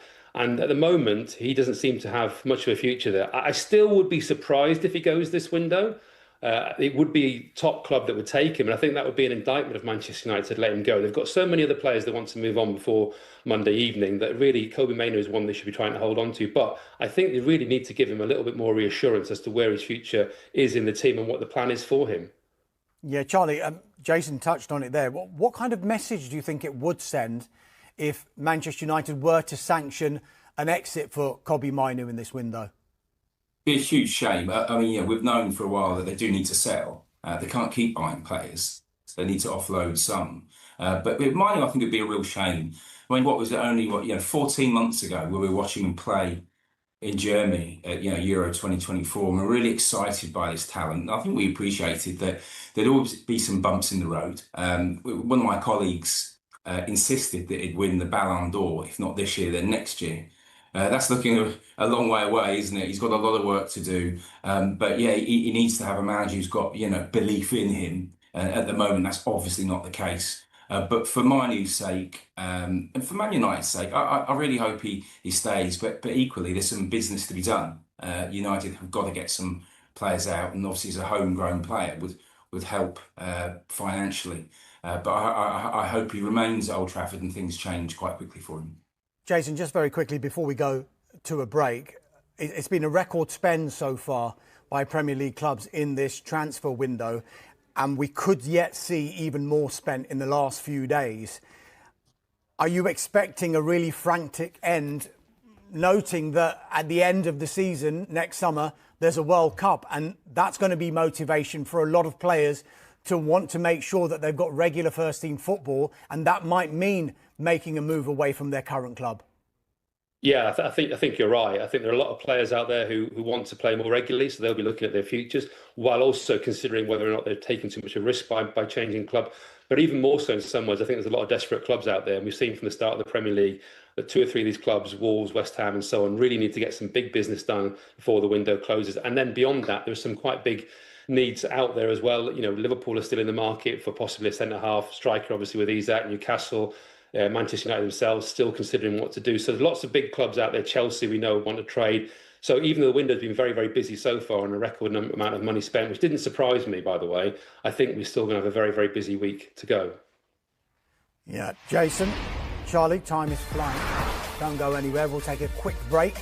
When we come back, we'll look at more of the sports stories in the morning's newspapers, including this in the Times. They report on Liverpool's new wonder kid, Rio Engamoa, and a row over the fee that Chelsea want for the 16-year-old. More on that coming up next. In every sense for Crystal Palace, it's going to be a very eventful last few days too. By the looks of things, as you can see, Rob Dorset, Kaveh Solokol alongside me. Kaveh, time running out then for marcguehi to make his move. What's the latest? Look, there's lots of talk that marcguehi could end up being a Liverpool player before the window closes. The situation is that no new approach has been made for marcguehi yet. So as things stand, he is still a Crystal Palace player, and he's preparing for Crystal Palace's really important European playoff game in Norway on Thursday night. Now, he's turned down the offer of a new contract, and he's in a really, really strong position. Of course, he's aware that Liverpool are interested in signing him, and I think if the price was right, Crystal Palace would let him go if they can sign a replacement. And we know they're in the market to try and sign a replacement. And the reason I say he's in a really strong position is because he knows in January he could sign an agreement with a foreign club, because he'll be a free agent next summer. And the kind of clubs we're talking about are clubs of the calibre of Real Madrid, Barcelona, Juventus. Those could all be options for him in January. That's why I think, compared to some of the other players who are very unhappy with their situations and are trying to force through a move, marcguehi is not in that boat at all. He is very happy at Crystal Palace until he's told that the situation has changed. It's a really interesting one, Carver, isn't it? Because you and I have both been working on this story, and I think it's pretty clear that there's quite a lot of power in marcguehi's hands here. I think both clubs have kind of backed off for him to decide what he wants to do, is the impression I get from talking to people. And so, and I think he's a little bit conflicted about what he wants to do, because he has an incredible loyalty to Crystal Palace. They've given him an opportunity that got him into the England squad, and so he isn't absolutely convinced that now is the right time to leave, when he's got all those options that Carvey's talking about next summer as well. But of course, Liverpool is a huge football club, and he will clearly be very excited at that prospect. Yeah, absolutely. Carvey, if Gay does go, does that pave the way for Manuel Akanji to go to Palace? Well, look, I think he's a player who Palace are interested in. He may leave Manchester City before the window closes, but clubs like Galatasaray are also interested in him. So if he was to leave, I mean, it's a big step down. When you leave Manchester City, you leave the Champions League. I'm not sure at this stage of his career would he want to go from Manchester City to Crystal Palace, for instance. But they are definitely looking in the market. A lot of agents are aware of the fact that Crystal Palace want to sign another centre-back. And the reason they want to sign another centre-back is because they don't want to lose marcguehi for nothing next summer. I think some people at Crystal Palace would be happy for him to stay and leave for nothing next summer. I think some people at the club think, let's get another season out of him, and he's happy to stay. But I think if you speak to sort of agents and intermediaries, a lot of people are working on potentially trying to get a centre-back into Crystal Palace. Just with all these kind of angles on Marc Guehi, is it a risk for him to be playing Thursday night? Because whenever it moves are getting close and deadlines are approaching, he's got a plastic pitch in Norway, I understand, on Thursday night, and we don't know what can happen. Well, we had the sort of whole on-off situation with Ebre Eze.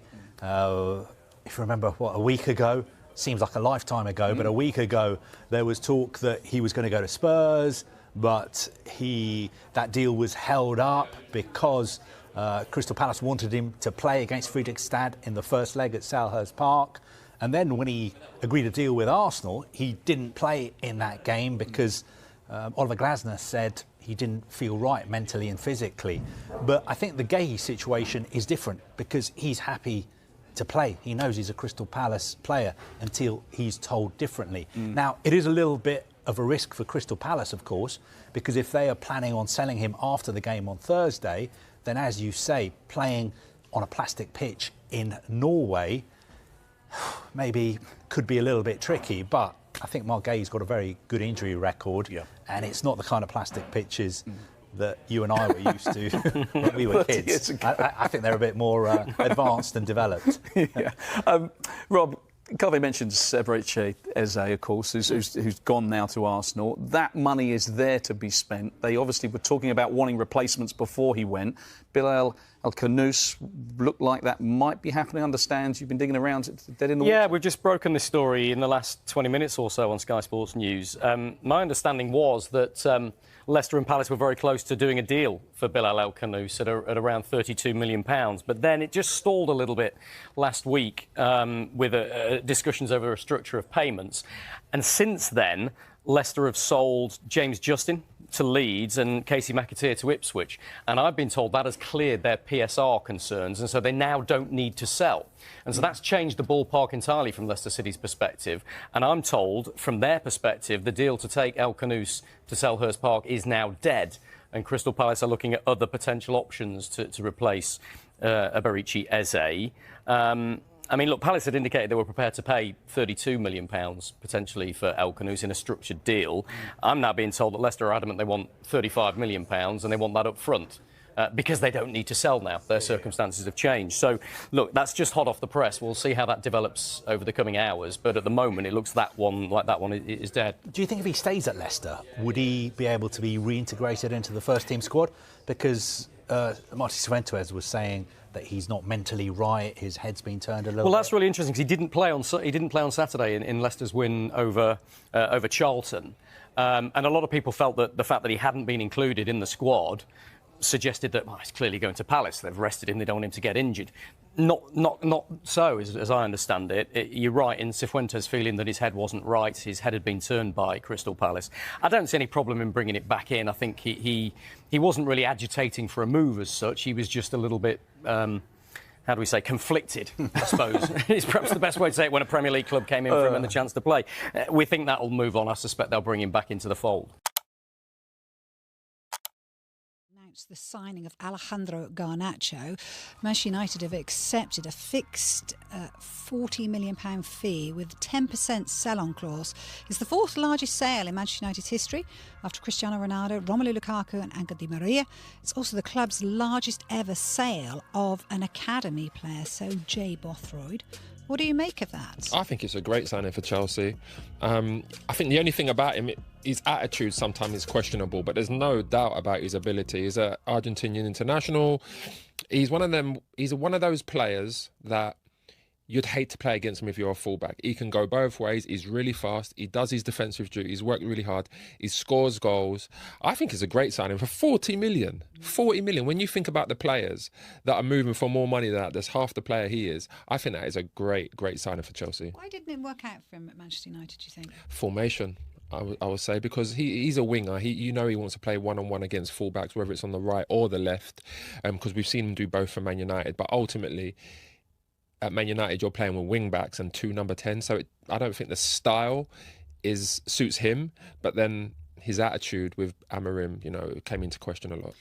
And where's he going to fit in then at Chelsea? Do you think he'll be starting every week? How do you think that's going to work? Yeah, I think he will be starting every week. Really? Obviously, there's competition for places, especially with Neto. He's been playing well since the start of the season. And I think Garnacho likes to play on the left more than the right because he's got the opportunity to cut inside and have shots, score goals. But he can go on the left as well. So I think it'll be a competition out of them two. But I think I'd go with the best winger at the club. Okay, well, could he be rubbing shoulders along with Nicholas Jackson? Because, of course, his move to Bayern Munich looks to be off due to Liam Delap's injury. He flew out to Germany to finalise the move. As you see, they're all smiles. You've got a feel for him there. You have got a feel You're so for him, happy. to be honest. And I say Delap should be out for up to 6 to 8 weeks, we're hearing, with this hamstring injury. So, look, Chelsea have called the deal off. It's a hard one, isn't it, for Enzo Maresca to kind of navigate now, I think, because he's got to say to Nicholas Jackson, you're back in our plans, but potentially, again, short term. I mean, that's what it is. I mean, he's obviously gone there to Bayern. Jackson's gone to Bayern thinking, this is an opportunity for me. I'm going to play more regular now.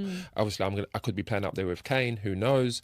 And then the fact that he's landed, he's got a big smile on his face. He thinks new start, new beginning. And then he's been told to come back because he needs to fill up, he needs to be part of the numbers because Chelsea got injuries now. He's definitely not going to go back happy about that. But I mean, this is the ruthlessness in football sometimes. It's like when the club wants you, and they just, pull rank and say, you need to come back now because we need you. That's football, that's cutthroat. Yeah, so he's got to be ready to go, hasn't he? But in terms of Nicholas Jackson, he had his critics, didn't he? So where do you stand on that? You think he's a really good player? No, I just think he's a bit harsh on him. Like he's not been. Was he been in England 3 years, 3 seasons? He's like, listen, Drogba's their Chelsea hero. He's that talisman. He's an icon, and Jackson actually had a better record than him in the Premier League. That's his remarkable. First 2 seasons. So I feel like he's getting harshly done by. Yeah. There are some questionable things. The things that stick out to me was, when he's arguing with Palmer about the penalty situation, and then obviously he got some two red cards, I think, was it at the end of the season? Doesn't that show? I know he's arguing ridiculous. Cole Palmer, but to take the penalty. But doesn't that show that he wants to do things? He wants to step up. He's confident. He's brave. Yeah, and you can do that, but everyone knows who the penalty taker is. I know. When the manager says, this is my penalty taker, he's number 1 first choice, and there's number 2, there's number 3. I don't know where he was in the pecking order. But ultimately, you can't then go up to Palmer and say, I'm taking the penalty, and arguing on the pitch. It looked really bad. And he got some silly red cards. That isn't good. But ultimately, I think he's a young player. He still brings a lot to the team. And now he's got the opportunity to go and play and prove them wrong. Well, that's it. I mean, if he plays brilliantly, then exactly. maybe Liam Delap will be looking for a start. 100%. Who knows? I'm not the manager of Chelsea, as you well know. Deadline day has just been confirmed by Aston Villa. It is Harvey Elliott from Liverpool on loan with an obligation to buy next summer for £35 million, conditional on appearances. Liverpool have inserted both a buyback and a sell-on clause as part of that agreement for Harvey Elliott, which I think just tells you how much they think of the player, someone that they would have liked to keep, but such is the competition for places in attack now at Liverpool, with Alexander-Arnold joining today, Ugo Ekitike and Florian Wirtz arriving earlier this summer as well. So Elliott arrives here. There was interest from RB Leipzig. Elliott himself has turned down interest from both West Ham and Fulham, his former club, earlier on this summer. I know from speaking to Arne Slot last season, he would have liked to have given him more game time. He only started 2 Premier League matches. Both of those came after Liverpool had won the title, and he wanted to build on what was an excellent summer for him personally, the player of the tournament as England won the under-21 Euros. So he arrives in attack for Aston Villa.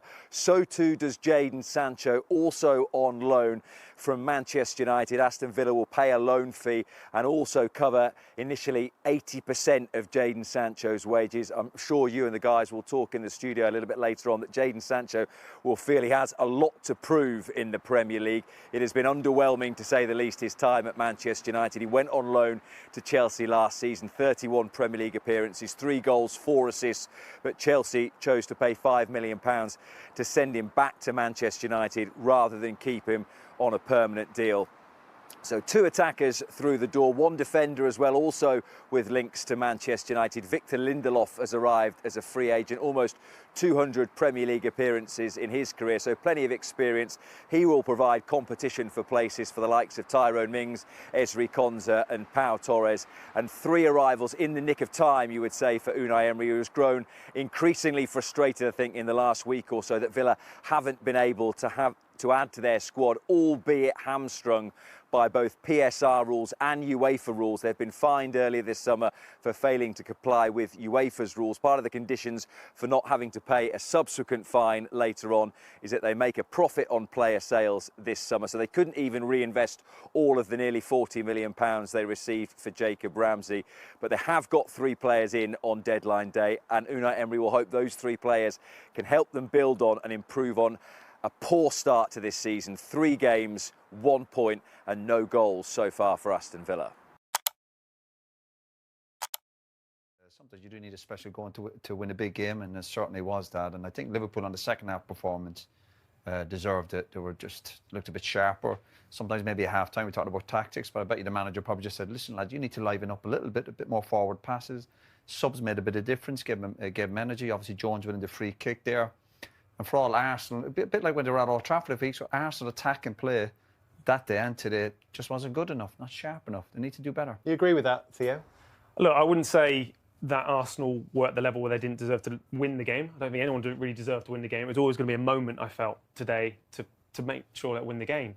But this is the difference where you talk about the risks, and that's the side of it that Arsenal aren't doing at this moment in time. Forwards have to take risks if you want to be able to win. Does the manager have to take more risks as well? Look, I think he made the substitutions at the right time. I think the game plan was going the right way for Arsenal. I think signs of Eze coming on. Of course, he got into the back of the Liverpool defenders and nearly caused problems there. But we want to see him earlier. That's probably the one thing I'd say. There's a lot of talk last season of Arsenal and what they needed. And it was they need someone up front to finish the chances that they create. I've never believed Arsenal's problem was finishing. Arsenal's problem is creating. That was the problem for them last season. They don't create enough. You can look at sort of the goals they scored, their XG, the numbers, it's all there in black and white.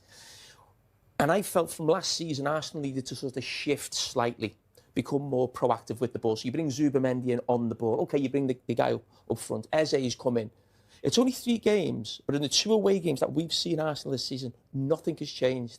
Heavily reliant on set pieces. Don't create anything in open play, and are the best team in Europe for me defensively. I think it's great when you have a defensive record like they have, and they're very good at set pieces. We've got to give Arsenal a thumbs up for that. But if you're just dependent on that all the time, and then you come to like Liverpool, where you go the set pieces, Liverpool are defending well. Obviously, it's hard to score at Liverpool. To do something a little bit different, Rice and they were going off taking corners, and they were taking ages. They're slowing the game down. That's part of the tactics.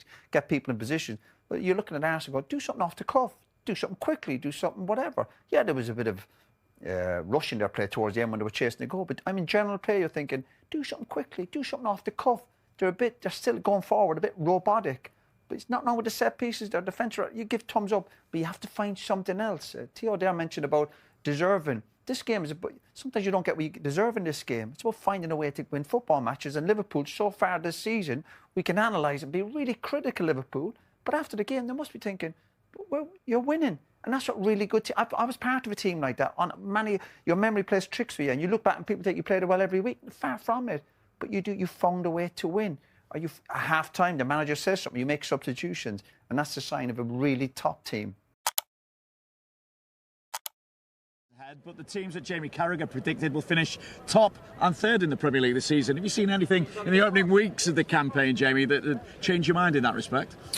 Yeah, I mean, listen, we're 2 games in. I mean, we get asked for predictions, don't we? I think we were talking about that. I mean, I think it's difficult to split the top 3, really. I'm expecting City to be a lot better than they were last season. And also Arsenal. Arsenal dropped off last season from where they'd been the 2 years before. And then, Liverpool won it comfortably in the end. So I expect to see the Arsenal that we saw 2 years before that, when they were really competing with Manchester City for the title. So I sometimes forget, and I'll give that many predictions. But, I mean, the top 3 of what I've predicted before the start of the season, I mean, that could easily change. Every team could change position because, as I said, I expect this to be really tight and exciting for us this season. I think it's fair to say as well that Arne Slot is expecting a lot better from Liverpool, albeit they're scoring goals pretty freely. It's at the back where things have not quite gone to plan so far. Yeah, they haven't quite got the balance right yet in the team. The team is more offensive than it was last season. When you think of the players who've come into the team, the two fullback positions, the two fullbacks who've come in, I think are probably more attacking now than what Liverpool's fullbacks were in the last couple of years. Florian Wirtz in the number 10 role is more of a classic number 10, whereas Szoboszlai was more of a workman-like midfielder, or a number 8 rather than a number 10. So I think it's just adjusting to that and just getting the fine balance. But I think if Liverpool don't get that balance right today, I think Arsenal are the team who can really hurt them. With that in mind as well, how crucial is a game like today in the grand scheme of things? Obviously, this fixture ended in 2 draws last season. Ultimately, if Arsenal had won both games, it wouldn't have really made much difference in the title race, but it could have made things that little bit tighter. Do you expect it to have a big bearing on this title race this time around? Listen, I think when you're playing a rival, I think you always look at the head-to-head when you're looking at, the title's decided, in May. And if it is going to be really tight between these teams, as we all expect it will be, you'd have to say, yeah, the games are important. I know it's only 3 games into the season, but I think if either a team could get a win today and go 9 points out of 9 into that international break, the transfer window then is out of the way. And in some ways, both teams are coming into this fixture nowhere near the best. We've seen Arsenal at Manchester United, we've seen Liverpool in the 2 games. Obviously Arsenal had a good result against Leeds, but until they got the first goal, you're looking at it thinking, okay, is this the same Arsenal where they're finding it difficult to break teams down at home? So yeah, I think it's all on today, with both teams sort of not got anything to prove, but probably need a step up in terms of performance. Who then do you see as favourites today? Liverpool, they're at Anfield. Arsenal without the best player, Saka. So I would say Liverpool are the favourites. At the same time, Arsenal have got that solid defensive unit, of course. We saw Timber having 2 assists and 2 goals and an assist last week as well. And they score goals from set pieces. They're a big threat once again coming on. They're a massive threat. They are. They're a brilliant team. They have been for 2 or 3 years. They just can't get over the line. And not just in the Premier League, in other competitions as well. But Mikel Arteta has been backed once again in the summer market, as has Slot for Liverpool. But Liverpool bring money in as well. Arsenal don't really do that. So when you actually look at what the board have given Mikel Arteta in terms of expenditure over these last few years, they've gone big on him, and they're probably looking for some return this season. That's where the pressure comes for him, isn't it? Yeah, it does. But listen, up until now he's done a wonderful job. But there is competition in the Premier League. You're up against Pep Guardiola and Man City the last few years, and they've just edged them. It's tough. You're up against one of the greatest managers of all time, and the season when City drop off, Arsenal have a little drop off, and Liverpool just sneak in there really and almost take the crown that maybe Arsenal felt would be theirs when City did drop off. So I think it is all on for Arsenal. There'll be more eyes on Arsenal this season probably than Manchester City and Liverpool, because, as I say, those 2 clubs have won the Premier League title. What do you think then it's done for their mentality? The fact that they have been knocking on the door season after season, but as you say, there was that slight drop-off last season where they weren't able to take advantage of Manchester City not being at their best. Yeah, I think it's hard for teams to continually coming back when they feel, they continually hit the bar, if you like, and just getting really close and short. But I do think there is a really strong mentality with Mikel Arteta and the players that he's got. I think it's Declan Rice and the 2 centre-backs. These have been there now for a good few years, and they're really close. I was there as a player myself. You think you're really close, but, the Premier League is, we're talking about the top league in the world, and it is difficult. So I'm not big on all this criticism of Arsenal because they haven't won the league. They've been shown fantastic consistency over the last sort of 3 seasons, but they will be judged by trophies, and they need something this season. It may not be the Premier League, but they need to put something on the board. Is Gyökeres that number 9 that could make the difference for them? He could. I'm still convinced that Havertz will have a big role to play when he's back fit.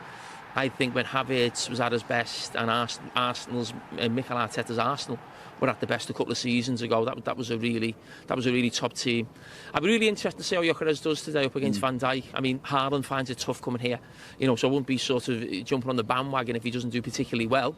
But really interesting to see how he copes with the 2 Liverpool centre-backs. Just one final thought, because it's nice that we've been talking about football and purely about the game, but obviously the transfer deadline hits tomorrow, and we're still expecting possible movement here at Liverpool. Do you expect that with Isak, possibly marcguehi, and do they need that as well? Well, all the stewards said Isak's coming, didn't they? They've been telling me all morning. Yeah, I think both those deals will get done. Yeah, I would imagine so. It looks like Liverpool put a bid in last night. I think they're arguing or fighting over 5 million, which is probably peanuts now in this day and age. And with Newcastle obviously getting one striker in, I'm sure they're working today and tomorrow to get another one, and I'm sure they will get somebody in. And then I think it's better for Newcastle that Isak moves on as well. I mean, he's ruined their first sort of 3 games of the season. I was doing the game yesterday. Didn't look like scoring a goal. They've played really well as well in the first 3 games. Not so much yesterday, but in the first 2. And they deserve more points than they probably got, but they haven't got anybody up top. So just get Isak out of the club, get your money, and, obviously it looks like he's going to come to Liverpool and get other strikers and move on. Thanks, Jamie. Thanks for joining us. So we're expecting, obviously, those transfers to get over the line ahead of that deadline tomorrow, but we're also expecting big entertainment here at Anfield when last season's top 2 go head-to-head, Liverpool versus Arsenal. At the end of a game between Liverpool and Arsenal, which began gently but certainly didn't end that way, Gary. It'll be remembered, of course, for one quite stupendously good free kick. Yeah. There was a narrative building before this game that Arsenal would wait till the last 20 minutes and then Eze and Ødegaard would come on and Arsenal's bench was stronger. But it was actually Liverpool that got stronger. Apart from the last 10 minutes after Liverpool scored and Arsenal obviously reacted, I think there was a point around 65, 66 minutes where the Kop started singing and the ground started to come with them, and you felt they smell this a little bit, they want this. Now, obviously, it was an absolutely spectacular strike. I mean, Raya's been the best goalkeeper in this league, along with the guy at the other end of the pitch, and not much beats him, but it was so special. I mean, when it was lining up 32 yards out, I'd said it's not Salah, it may be Szoboszlai, but never fancied him for 1 second to do what he did. And, ordinarily, 99 times out of 100, I'm blaming a goalkeeper for any strike from that distance, but this was the one time where I wouldn't do, because it was just absolutely, it was ridiculous, that swerve and the power and the dip, everything was perfect, and it goes in off the post. It was a violent shot, and Szoboszlai deserved it, because I thought he was outstanding from minute 1 right the way through. I don't think he'd give Martinelli a kick. I think Martinelli, to be fair, sort of almost refused him at points in the first half. And he was so positive when he kept going inside. He sometimes went inside to get on the ball off Konate. He went into midfield. I think at one point I saw him making a couple of runs into the box. So, yeah, it was a really great day for him. He's out of position, but against Newcastle he stood up on Monday night, and he stood up again today. And Liverpool stood up. This was the team that couldn't defend. This was the team that couldn't keep a clean sheet. This was the team that were easy to play against. But in the big game where it mattered, they found something, they went deeper, and they sort of did become sort of tougher to play against. And I'm not going to sit here and say that they deserved it, but I always felt that with the crowd, the positivity in the last 25 minutes, Liverpool got stronger in the game, and I feel like Arsenal missed a chance in the first half. Do you feel from Liverpool's perspective that that was a deliberately different game? Yeah. Or did Arsenal make it a different game? Liverpool set out to have that game, did they? No, I mean, I think when you play against Arsenal, I mean, what we need to do today with Liverpool is give them huge credit for the way in which they defended set pieces. I'm not saying that Declan Rice's delivery was always on point, as it usually is, but there were probably 5 or 6 of them that were whipped underneath that 6-yard, underneath the bar and sort of into the 6-yard box. And Konate in particular headed 2 or 3. I think Joe Gomez headed 2 or 3 out at the end.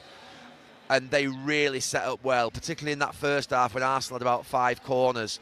The way in which they got their players in and around the penalty spot to aggressively, not foul, because I know that referees are really stamping down on it now, but to really sort of be body to body and harass and hustle. And that's what sometimes you have to do. You might be smaller in stature against bigger players. Arsenal would have landed the Giants there. They had 6 in the box that could head it. You've got Timber, Calafiori, Gabriel Saliba, but obviously Mosquera came on. Then you've got Gyökeres and you've got Marino. You have 6 big players in there. Liverpool have got 2 or 3. That's it. So they were outnumbered in terms of height. So what you've then got to do is ask your 5'10", your 5'11" players to be absolute pit bulls. And I'm looking like that really seriously, because I've been there in teams playing for United at Anfield or playing away at Wimbledon or Stoke, where you've got a height disadvantage. And it's no excuse just to walk off the pitch as Liverpool Football Club and say, "Oh, we got beat by set pieces because the other team were a little bit taller than us." Didums. You can't do that at Liverpool. You can't do that at Manchester United. There's no excuses. And I thought Liverpool today on those corners were absolutely outstanding, and they deserve great credit for that. The way in which they've worked on that this week. So they were a little bit more formidable in terms of their aggression. They were more solid and less practical. And also Arsenal are an outstanding defensive team. So the likes of Ekitike, Salah, Wirtz and Gakpo, 4 really good attacking players. They were playing against top-class defenders. I thought Calafiore, Gabriel, Mosquera when he came on, and Timber were outstanding for Arsenal. I really did think one-on-one they did a great job, and they nullified their opponents. And they've got done by a set-piece in the end from a thingy, but that's not the problem for Arsenal, the defensive side of things. They've got Zubamendi, Rice sat in front of them who do a great job as well. They've got the goalkeeper who's fantastic. It's the intent. It's the intent. I don't think Arsenal played a bad game today. I think Mikel Arteta will say after 70 minutes, right, OK, let's try and go and get that goal. But there's something missing up here in these, I'm not going to say big matches, I'm going to say these big away games at difficult grounds. You know, Merseyside is bloody tough to come. For Anfield, to Goodison Park, Newcastle is tough to go to. It's bloody tough up there. And it's tough also to go to Etihad because they're such a brilliant team with Pep Guardiola. But they're the grounds, if you're going to win the title, you're not always going to win there, but you have to win sometimes. You have to think you can go and win there. And it says something about your intent to go and win there. And I've seen this narrative for 3-4 years now of, a point away from home, it's early in the season, is good for Arsenal. Not always. If your intent to win and go and basically win the game is there and you draw, fair enough. But I think there's an element of not wanting to lose. Take the bloody handbrake off. You've got good players. You've got really good players in attacking areas, and I just feel like there isn't that commitment to go and disrupt and do something a bit special. And they've got to find that.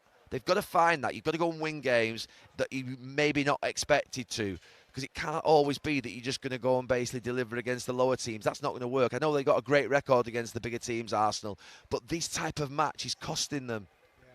That's interesting, particularly in the context of the fact that I think, correct me if I'm wrong, but as we were watching the game, first half, we felt that broadly speaking, or you felt, doesn't matter what I think, you felt that Arsenal, broadly speaking, had control of the game in the early stages and had a chance to make it theirs. My last comments before half-time were that I feel like Arsenal, with a bit more risk, can go and win this game. Jamie Carragher, Theo Walcott and Roy Keane at half-time, if Arsenal can just be a bit more brave, the game's there for them. Arsenal, Liverpool are there for the taking, I think Jamie Carragher said. I felt that. Speaking to Mike Dean here, I said, look, if Arsenal want to do this, they want to step up and win at Anfield for the first time in 14 years, or go and win at the Etihad, only once in I don't know how long. This is it. It's now. And I'm sat here again at the end of a game where they've not won and they've lost. And we all said it at half-time.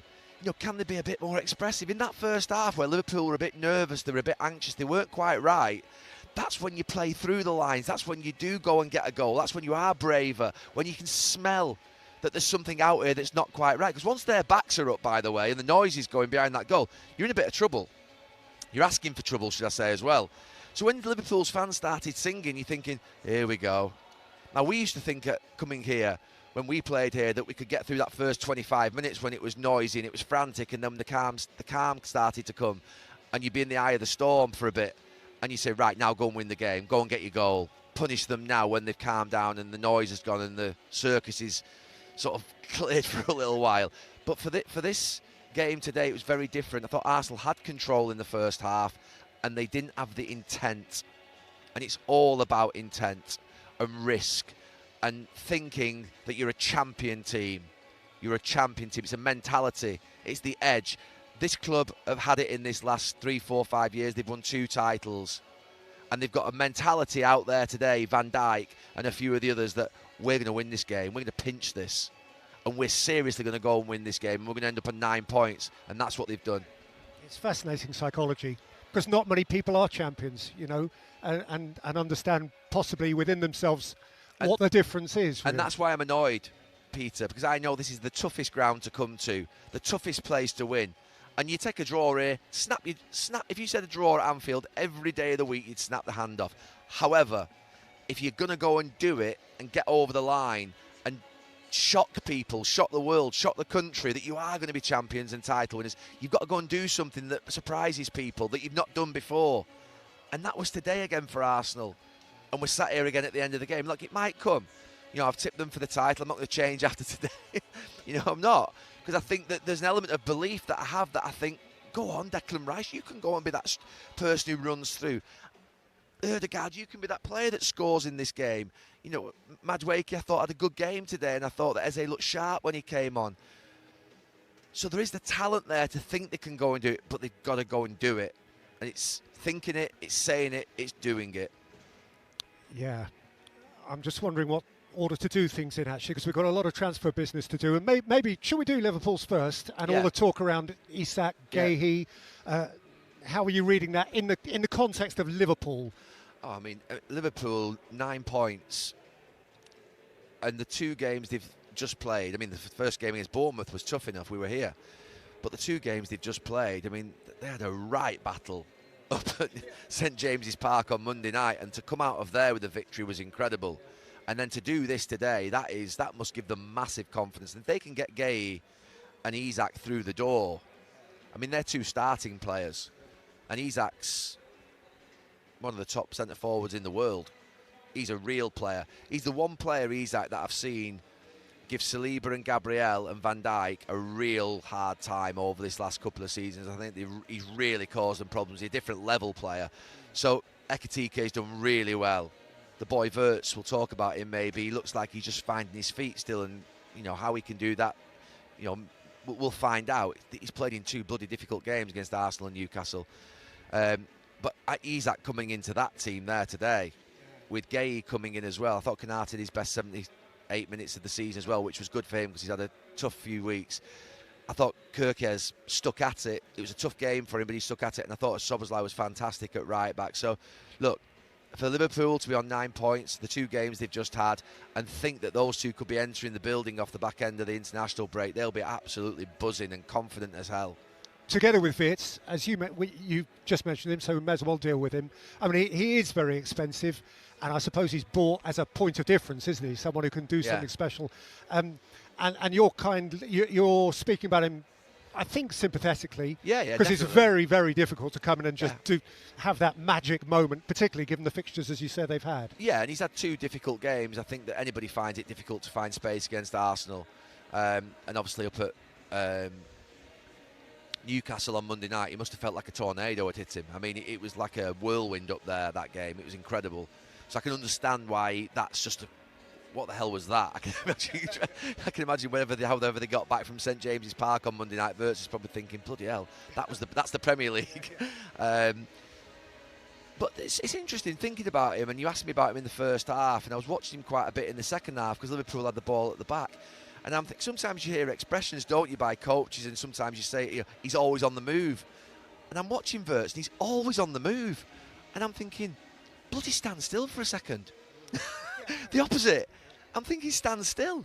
I'm watching him there sort of like drift between the lines. I'm thinking he's probably moving a bit too quick. Because I always think sometimes when you're playing in the pocket and in the hole, and I used to see it from a different side. I used to see it from being a defender, and there might be a player that you can see just drifting in the pocket. And I used to think that when they were moving, it caught the eye of the defenders, it caught the eye of the midfield players, and they were easier to mark. I always thought when they just walked and drifted sometimes and they looked disinterested, and then all of a sudden they made a quick movement, that was when you got done in the pocket. So there's 2 things. One, I think he's jogging across the line, and he can't then really sort of fool or kid people when he gets on the ball. So that's just a little bit of, a little bit of sort of smartness and intelligence. And then the other thing is, I think just the element of being higher up the pitch by 5 or 6, 7 yards and not going too deep. That means that the midfield players for the opposition can pick you up easily and just shield in front. Almost feel like the centre-backs want to come in to get you rather than it actually be the central midfield players are marking you. I think, to me, they're the 2 things that, look, I'm not a coach, but I think I pretty much know what would cause me a problem. You know, I played against the likes of Gianfranco Zola and Bergkamp and Del Piero for Juventus, those types of players, Zidane, that don't play in those areas. And when they walk in, you're thinking, right, what's he going to do? He's trying to kid me here. Is he going to make a movement left? He's going to make a movement right? He's going to go deeper? He's going to make a run through? You don't know what he's going to do when they're walking or when they're looking a little bit disinterested. When they're jogging, it's actually harder then to turn and change direction. You just know what I mean? So for me, I just think he maybe is a little bit predictable at this moment in time, maybe a little bit deep, but it's very early in his Liverpool career. But I think there'll be Liverpool fans, there'll be 50, 60,000 in here today, and there'll be Liverpool coaches thinking, OK, he needs a bit of coaching. He's not the finished article at 115 million. He's a young lad. He needs work. He needs coaching. He needs and he's got the right man there in Arne Slot because he does get the best out of players. So yeah, I just think two very tough games to play in. He's shown glimpses, but I think there's an element of him fitting in. And if he has Isak up front in front of him and Ekitike, obviously in terms of either of them, but if Isak comes in, I mean, they're going to score an absolute bucket load of goals. And you've got Salah. I didn't even mention Salah, who had one of his probably most difficult games I've ever seen today. I mean, that was him in the second half. You're expecting him, that little touch and that little sort of, push into the far corner. His touch was off today, and it was surprising. Yeah. Lot to get through, and people are going to want to hear you talk about Manchester United this week, I know. But before then, let's finish what you might call the big three, if we're allowed to say that. Yeah. And just in brief, Manchester City have lost today.